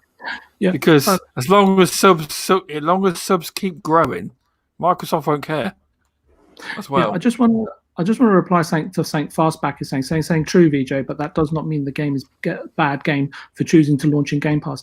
That's not my point. My point was my perception of the game was it wasn't for me. I gave an opposite opinion of someone who I was speaking to at the same time as playing it that loves it. So, but game. Oh no, I was just talking about Outriders. I was just talking about the idea of the idea of Game Pass sadly being a dumping grounds. I wouldn't want it to be that way for sure. No, by the way, I also, let me just say real quick, somebody just said Microsoft won't care if it's a flop. Yes, they will. You get enough of those flops on Game Pass, it'll give Game Pass a bad rep. So they don't want that. That's what I said. But what I'm saying is, if it doesn't do so well on review scores, as long as subs are still growing, it won't really matter much. Review scores don't mean shit. I mean, in the end, that's what I meant, like review scores wise, because Xbox what they're gonna look at is how many people are using the game, how many people are downloading the game. Exactly. Because of Game Pass, they look at all these metrics and they can say, okay, the game got bad reviews, but thousands upon thousands of people are playing it every day. Exactly. That's true. That is. Yeah. And my point to Fastback is, I have no criticism about the studio. They've conceived a game and produced it under the purview of Square Enix. Square Enix, I'm saying, have made the bad investment because they cannot sell enough units or projected units to recoup their investment. And Game Pass is an outlet for them. What I'm saying is that for Microsoft and Game Pass, they're a separate party that are taking advantage of a situation, and I have no issues with that. That's just business.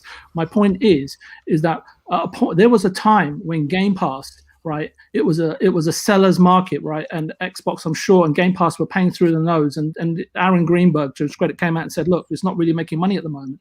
But the more mistakes that publishers make, and they are making them, then it becomes a buyer's market. And that's what I'm saying. But then when you've got 25 studios or 23 studios, and the number keeps going up every day, and you've got 35 teams producing content, and content and IP is key right now in this generation.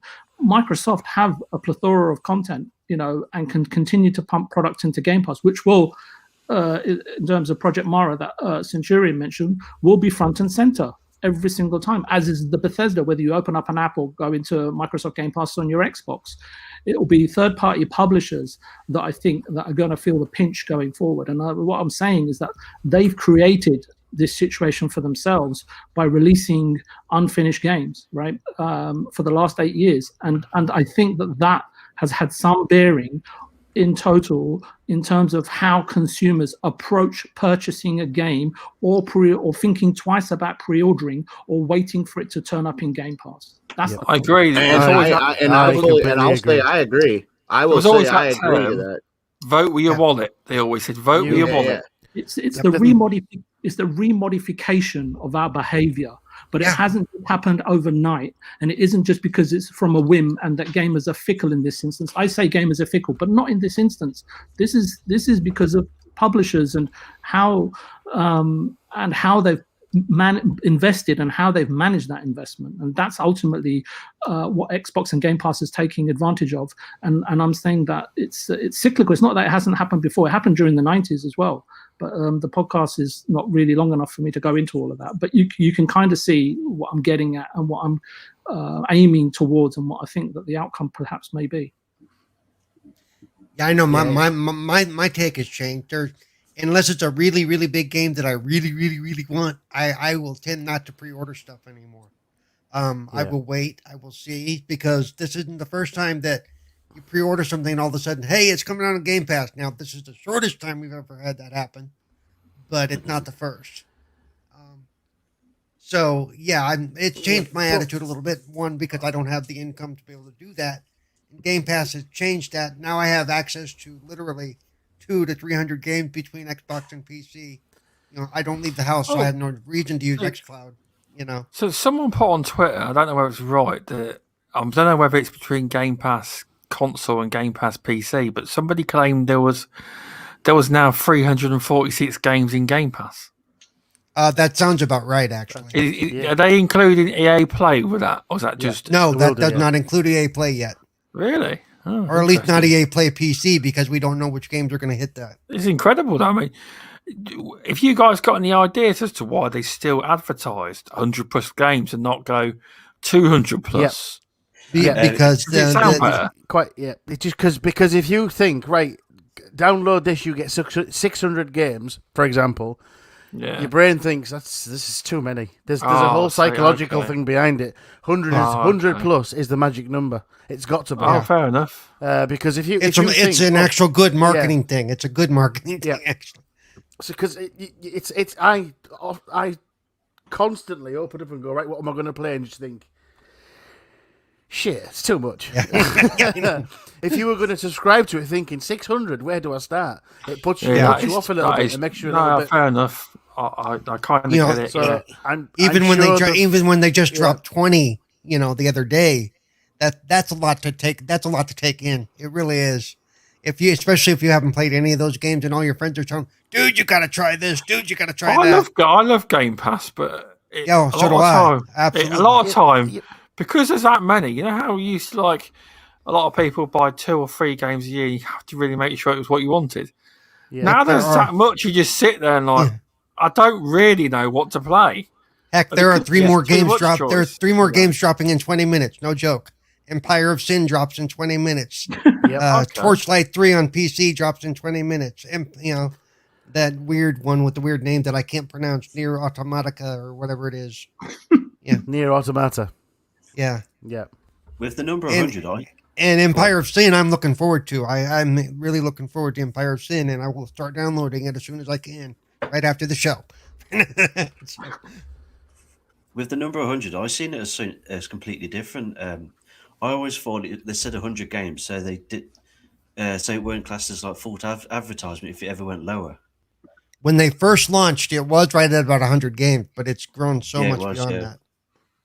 I always thought they kept it at 100 because they can't get done for false advertisement. Then So if they say 600 plus and it goes to 540, yeah, then there's court case. Yeah, Court case. Phone the lawyers. Gone down by 20. Oh no. Oh, tell off, Yeah. come on. False advertising, you know. that's news we know. That's what I thought it was, But you know, I think Outriders would be it's a good thing going into Game Pass, because obviously if the game does really well, that's a bonus. But if the game doesn't do as well as the studio anticipated, Game Pass could make the difference. Yep. But Game Pass can also make. Remember, some games on Game Pass have continued to sell copies and make money. Very true. Descenders. I believe, made 7 figures. It Yeah. was a big release.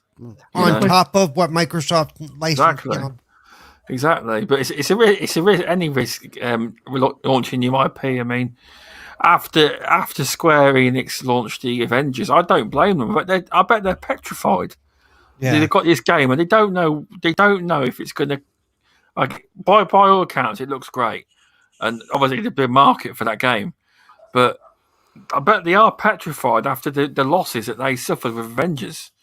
They thought they were going to be, this big banger game and that. Well, I think because I work, think part of that was that part of that was on them though, because I think they saw, it's the Avengers, it's the heroes, people are going to love it, and some of them had to go, this game is crap, and somebody didn't listen to the people that said this game is crap, But yeah, I think the outright. Hopefully, it works out for the best and it sells really well, and people that have it in Game Pass love it that much they buy the game.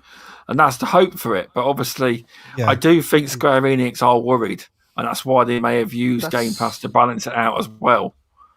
That could be maybe that to recoup some of their losses. Yeah, but it could be the best decision they ever made as well. Yep. That's what a lot of people forget about within the community. Just because a game is in Game Pass doesn't mean we can't buy it. We can still like it. Yeah. We can still buy it, and the bonus is we get a discount. Get a little discount as well. You know, people forget this. If it's good, I might want to rent the game and see how it is. But if I like it, I'm going to buy it.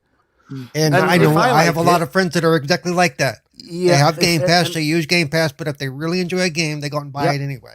Yep, and if it's something I play with my kids, I buy it for them as well. So they get 2 copies out of me. Hell, I've bought games for people that aren't family members, just gifted them. It's just because you think, you know what, come and play with us, I'll buy you it. And it's only through Game Pass that I've learned to think, hang on, this game is really good, and I want more people to play it with me. Yep. So they get sales out of me because I've played it first. But a lot of people do forget that. Still waiting for my copy of PGA. I'm joking. I'm not playing. It's okay. When your YouTube millions come in, Stubbs, you'll be alright. You could buy me games after that. You can buy me games then. In fact, there's a new mode on PGA today as well. I think. Yes. In fact, I think I may be the only one. Do you play golf, Centurion PGA? The PGA 2K21. Yeah. No, I bought it. I'm the only one in here that just does not play golf. Just you, Stubbs. I'll quietly exit out the door. What, you don't have it? No. See the shots. Did you hear the shock in Centurion's voice? What? I bought it because I want to actually game with Xbot. I mean, like that's actually kind of like a goal. Yeah. I want to game with Xbot. So gaming with Xbot is fun. Yeah. I want to learn how to. That game is very technical. I'm gonna get my ass handed to me. I know it right now. Don't play with Paul. Don't play with Paul. Your ass will be handed to you. You're good. Come on, Paul. You're good. It's the one game I'm good at. Let me enjoy it. Is there a miniature golf mode? And I enjoy getting beaten by you, Paul. I'll be the first person to throw it out there. It's great fun being owned by you. Things like most of the chat owns PGA as well. Yeah, I bought it when it was on sale because I made sure, because Xbot has been talking about this big community that secretly exists that lives to play PGA. Yes. And that's where I was like, ooh, I want to try this out because I don't know, it just sounded fun to me. So I'm trying to learn how to play the game before I'm like, all right, I'm ready to play. You have to learn the secret handshake too first. We'll let you in on that. So I got a tweet off somebody, not saying who, but there's apparently something big going to drop tomorrow in Game Pass, and the tweet's been deleted. There's a tweet from Paris and there's a tweet from Jez Corden, and one of them has been deleted. It does not state what the game is, but it states there's going to be a game dropping tomorrow. Don't know if it's true. Who knows? When these guys tweet stuff, normally something happens. You know. Paul, I've got a question for you. I've got a question for you. Because Stubbs is now admitted to be the only one on the panel that doesn't own PGA 2K1, isn't that his third strike? Yeah, that would be strike 3. Yeah. Strike 3. You're out. Again. So join us next week for midweek gaming without Stubbs. Yes. Now, but doesn't he have the button to end the stream?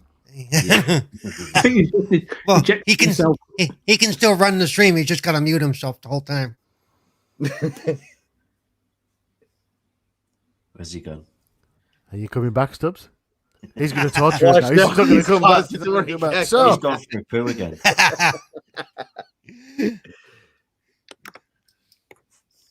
Gee, I wonder what's dropping tomorrow. Because the 3 that I named for the ones that are listed and coming soon for tomorrow, or for today actually. I missed what you said there, Animated Evil. You will do when you mute me, yes, sir. Funny how that works, huh? Yeah. Yeah. The man with the buttons. When we're doing our Halo 1v1. Yeah, we'll sort that out. This will be the case of Mr. Tushi will beat me. We've already played a 1v1 already and he slaughtered me. But we need to do it live, we do. Was it something like 30 kills to 10 or something? Yeah, it was really, really bad. It was. And they even caught me. I was even hiding in the top corner, and he still got me. It didn't even start out that bad. At first, it wasn't that bad. Then all of a sudden, it got very one-sided very quickly. What were we on about, Halo or Gears? Maybe that was Gears, wasn't it? Yeah, that was Gears, because a lot of people didn't think I was going to win. And then I absolutely dominated. So if you want to know the scores in 2 and then you missed it, look at the screen. Where is it? Wait a minute. It's there. If you can see the score, because I have tried gaming. I have tried playing Gears of War 5 multiplayer, and I have tried playing Gears of War 5 Gears 5 multiplayer, and I will definitely say, regretfully, I prefer Call of Duty over Gears. Let's go for 1v Centurion v Stubbs. See, my problem is I can't bounce properly. See, I mean, Jackrabbit. I don't like Jackrabbit. Mrs. Tushi didn't. If you looked at the start of the game, you'd have thought, "Oh, Tushi's going to win this." Yep. But then I started to try. Oh my god, I love Indy. I love Indy's comment.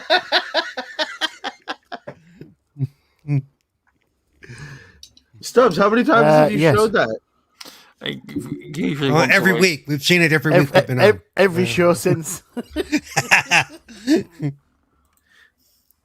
I think for when we didn't do a show, when we didn't show a show last week, he should have just put that up in Halo, 2 hours. The Halo screenshots. Stubbs, if I beat you at Halo, I'm going to start my own podcast just for the sake of putting that in the background. I have to say, I was spectating for the entire match, and I recorded in 3 segments. And unfortunately, the first 2, where Tushi was winning a little bit, got corrupted on my hard drive, so I can't There recover is them. I've So still all got I to make had a was- video though, a clips Yeah, video. all- But there is a scene where I look like I'm going to win a gun battle with Mr. Tushi, and I actually down him, and somehow he managed to get back up and kill me. That's how. Yeah, because you downed me and you ran off. I just kept pressing B and I got back up again and run up behind you Yeah, and killed you. I was trying to do some Yeah. trickery stuff, and it backfired on me. Yeah, It was You're it was a showing good off. match. It was. Yes. It was good to watch. It really was. I'm not very good though. A lot of people learn that when I play Gears, I could get quite salty. So I can. So I couldn't chat to Mr. Tushi because every time he started talking, I was like, "No, I'm leaving. I'm leaving." That's Can't because even he bite does chat. that cackle. Because he does that cackle. Yeah, that's what gets you. So I come back within 15 kills ahead. It was And good. the indie, I have played Gears with the indie gamer, and he killed me once on community game night. It's a proud moment for indie. I was actually trying. I was. He was doing To kill quite well, him. wasn't he? He was. He's like a wolf in sheep's clothing when it comes to that. Pro gamers don't talk though. I'm not a pro gamer, but they don't talk to the other team. In Gears, they swear at each other. Believe it or not. Yeah, the In the trash professionals, talk. they really, Trash talk halfway they're through. really don't they? bad. It's like, Yeah. it's like Xbox promotes this whole environment of don't bully, don't do this, etc. Right, and then on the Gears of War store, you know the blood sprays you get, they've got the one that says "shut the fuck up." Basically, you can buy that. So how's that promote not bullying people?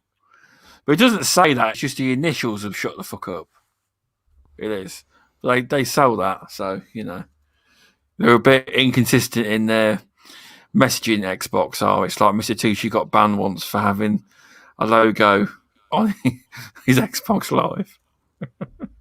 Oh, I had a middle finger up like that, didn't I? Yeah, there's also that's also in You Gears get- 5. You can you buy get a blood banned for that? spray. Yeah, you can buy a blood spray in Gears 5 with middle finger up as well. You Yeah, can. all it was is like, say that's the bottom of the circular thing, but you saw my middle finger like that, you couldn't see my hand. And it was a guy I beat in Call of Duty, and he reported my picture. Oh, yeah, I remember. And I you lost my telling me now, Xbox ambassador status for it. Well, Never mind. I won't worry about them. We have an ambassador amongst us though. We have a Cerebral great Paul. The basic rule is that if it's in the game, it's one thing, but because those are rated. But if it's not in the game, like chat or party chat or your avatar or whatever, those aren't rated. Those are not, and you only get in trouble if you get reported, basically. Yeah. Yeah, but it's still mixed messaging though. I mean, even if it's a mature rated game, you shouldn't really. If they're just trying to promote don't bullying people, why is that in the game? Well, They want to- Dad, I can't speak to that, but like Exactly. when Because they're people making get- money out of it. Yeah. That's why. When people get banned and they say, "But the game has a lot of cussing," like, yeah, but the game is I- rated. I will show you something later about somebody who's recently banned from the Yeah. game, a YouTuber that had nothing to do with him doing anything wrong in the game. The coalition went after him. They Is that- banned him. Is that still up? Wow. Is that What's still that? up on YouTube? The The video? video. Yeah. Should be, 'Cause yeah. He keeps getting taken down, doesn't he? Yeah, and it's nothing to do with anything he did in the game at all. It's something political. But the coalition themselves went after him. The coalition are going after him. Every time he makes a new account, they ban it. Every time. Because he uses his own name, so they ban it. So he'd given up with Gears. He didn't do anything wrong in the actual game. He just gave constructive feedback, and he made a mistake in some of his wording to this particular person, and it went the wrong way. So, but we won't get into that because it's quite political. That is, but Right. but it can happen. You see, you can't get banned for stuff you ain't done. You know. Well, apparently he did. I mean, I can't speak to it directly, but apparently he did something to get to the point to where it's quote a lifetime ban. So yeah, anytime his information. He's not banned from Xbox Live. He's banned from connecting to the Gears servers. From Gears, yeah, from Yeah. Gears specifically. Yeah, you can get Yeah. banned from a game without getting banned from Xbox. Yeah. But yeah, it's been a good show. I know we didn't get to our Starfield topic, but I'm sure there's time for that. They might announce it tomorrow. You know, what would you guys do if there was no trailer? It was like boom, feels like there it is. No, There it is. No. There's no point because I know, I'm when kidding. when it is I going to know. come out, all they're going to say is, "Take a look at this 2-second trailer," and the world's going to go mental for it. So they'll build the hype first before they release it. I know they will. That was more of a joke. That was. I know. That was. But yeah, it's been a good show. It has. It has. Yeah. Thanks for coming, everyone. It's been nice to speak to you again, Centurion. We'll have to get you on more often. We are. Definitely. Definitely. Oh no, I enjoy being here every time. It's definitely a fun conversation every time. Yeah, thanks for coming on. Yeah, it's been fun, but I'm gonna have to make sure I get you on more often because you came on literally the first show, and it's been a while since then. It has, but I don't make big lists anymore of who's coming on. We used to reach out to everyone asking who wants to come on, even if we don't know them. But we don't do that anymore. It's mainly people that we see in chat or we know now. That's what we're keeping it to. We are, you know. Well, yes, feel free to reach out anytime. Yeah, definitely. Yeah. Do you want to tell people where they can find you if they want to find you on YouTube, etc.? Oh, definitely. For those interested, you can always find me at Centurion1307 on YouTube, Xbox Live, and of course, Twitter. You can also find me hanging out every Saturday night on the Shop podcast hosted by PTK Blam. And you can also find me on the TXR podcast, of course, hosted by the amazing Mr. Invader. And man, tonight's been a great blast. Thank you, gentlemen, for letting me be here. Thank you to the chat. You have a very active chat with a lot of people that I recognize in the community. So hello to them, and thanks for being here. Yeah, no, thanks for coming on. I've really enjoyed you coming on because I've known you quite a while now since you first got into the community. One of your first was it? I know we video. try to talk to each other at least like once a week for sure. Yeah. What was it? I'm sure you made a video on. Oh, was it Metacritic the video, and that's when I got hold of you. Fans. Perhaps No, it was one of your really early videos, and that's how I started maybe DMing it was you. Metacritic. It was probably Metacritic. It was one of them because we got you involved in BG4G then. Yes, And I think it was that, and I've known you ever since. But yeah, we message each other all the time, at least once a week usually. And sometimes if I don't message you, you're like, "Are you all right? You haven't messaged me." Oh yeah, I just like to stay in touch with you and Masked Mayhem. Yeah, no, it is good. Yeah, it's definitely good. You're good, mate. You are. I need to get that Cyberpunk you got me finished, but I don't know. I don't know whether to wait for the big patch for the Series X that's meant to be coming. I know if it ever comes.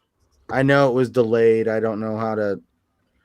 Man, takes one to ruin it for everybody. I was playing Cyberpunk yesterday. Was you? Don't know why. Yeah. Did you on I your need PC? to play that game more often myself. You just tested his Centurion. He's got a new powerful laptop. He's just testing it out. Yeah, to see how his games can run on it. Oh, He's got like a little beast laptop now. what is he going PC now? PC Master Race. PC Master Race. There's there's laptop master race, I think. Doesn't touch a PC though, does it? It'll do me for now anyway. Yeah, me and Centurion got bromance. Yep. Oh god, You see that's the funny. chat? You see the chat? What's next? You're going to cross streams next? Oh god. No. Yes. So anyway, thanks for coming on, Centurion. Thanks for coming on, Animated Evil. Can you tell people where they can find you? Yes. First and foremost, I'd like to say, Centurion, it's been a pleasure, sir. First time I've ever spoken to you. Awesome. You know, thank you very much for all your input. Brilliant. Thanks for having me. Really enjoyed myself. Again, the panel, thank you. As usual, awesome guys. Chat's been particularly lively tonight. You can find me every week on a Wednesday on this channel. On a Sunday on the Flemish Experience. And on a Tuesday on Four Guys with Quarters new radio show. You can also find me at animated_evil on Twitter or animatedevil857 on the Xbox. Have you got a script on that screen so you can remember? No, I struggle with it every time. I should write one down. You do well, you do. You seem to remember. It's always in a different order. That's Oh, okay, fair enough. Thanks for coming on, Mr. Tushi. And where can you buy? I have never seen slush puppies in a little carton. As far as I know, slush puppies is a thing you go into a shop. It's got ice in it. Where did you buy that from? He doesn't know. Is he muted? You're muted. You're muted, dude. I better unmute it. Oh, well, that wasn't there me. you go. That was I've me. never seen them slush puppy like that before. I've never seen that. They're I don't know where my missus got them. I don't know where she got them from. Do they taste like slush puppy though? Like they Yeah. would ice, just not as cold. Well, look at my tongue. I don't want to look at his tongue. Are you, Yeah, are you, no, did you no. did you freeze it first? Yeah, it was frozen when the So podcast it's started. it is frozen. Oh, okay. I've just never seen them like before. It might have Like been that. being in bargains or something. I can't remember.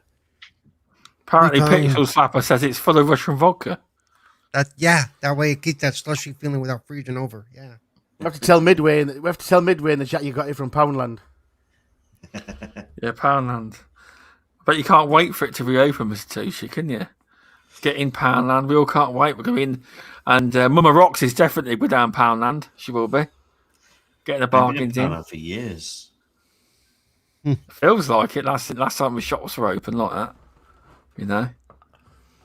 But yeah, can you tell people where they can find you and if you want them? Wait a minute.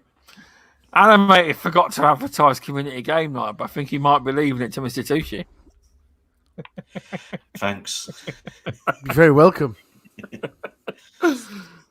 You can find me on all four platforms as Mr. Tushi. It's really simple. Find me on Twitch as Tushi Gaming and Twitter as Tushi Gaming as well.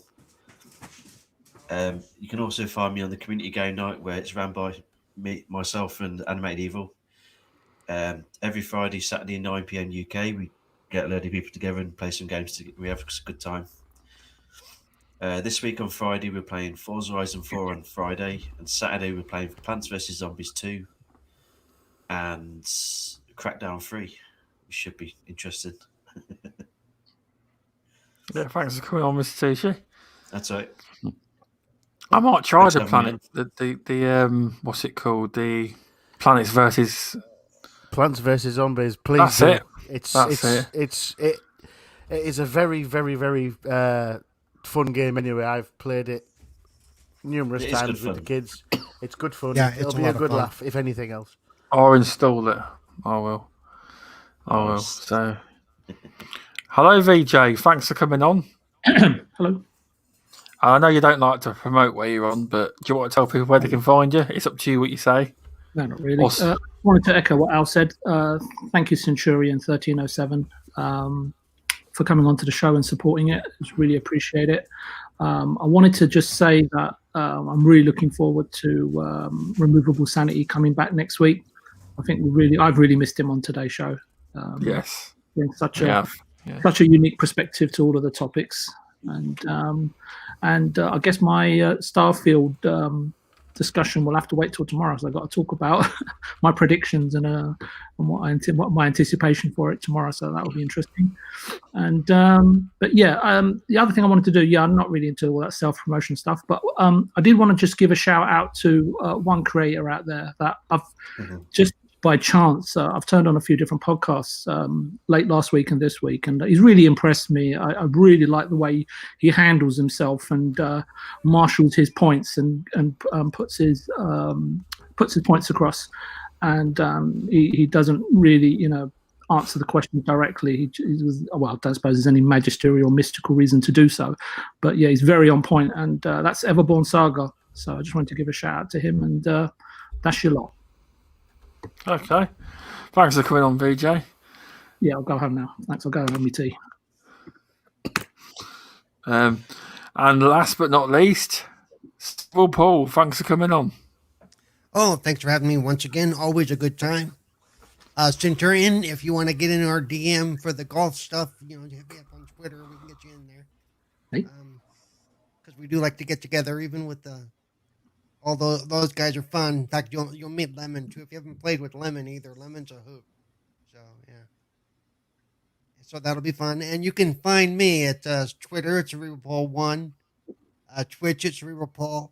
I think I'm gonna be kicking up my YouTube channel, maybe doing some real quick movie reviews type stuff, and you can find me there with Gaming Differently with Cerebral Paul if you feel like it. That will kick on hopefully in the next couple of weeks as I put some stuff together. And you can find me here every Wednesday night, and you can find me on the Flemish / Animated Evil Cerebral Paul experience, depending on who's more awake that day. And we have a lot of fun together there too. So go ahead and join us jump in, say hi. Always a good time. Thank you, chat. Always kept it interesting, and I will talk to everybody later. Yeah, thanks for coming on, panel. I'll just give a couple of shout outs. Thanks for Mama Rocks for listening. Thanks to Indie Gamer, Telegonic, Darth Praxis. I have to get you on the show soon. Record some agree with that one. midweek gaming sounds for us as well. Your voice is cool. He's a brilliant guy. Who else we got? Clowns, Pixel Slapper. Who else has been in chat? We've been very active. Fastback, Misuku. Trying to keep up with the chat. Go back up a bit. Pure Flat Monkey. If I've said it right, hopefully. Loads of people have been in chat. I really appreciate you all stopping by and engaging in chat. It's been quite a mix of opinions, which is always good. It is on Midweek Gaming. So I hope you all have a good week and all have fun gaming. And I'll see you all soon. It's you. nice. See ya.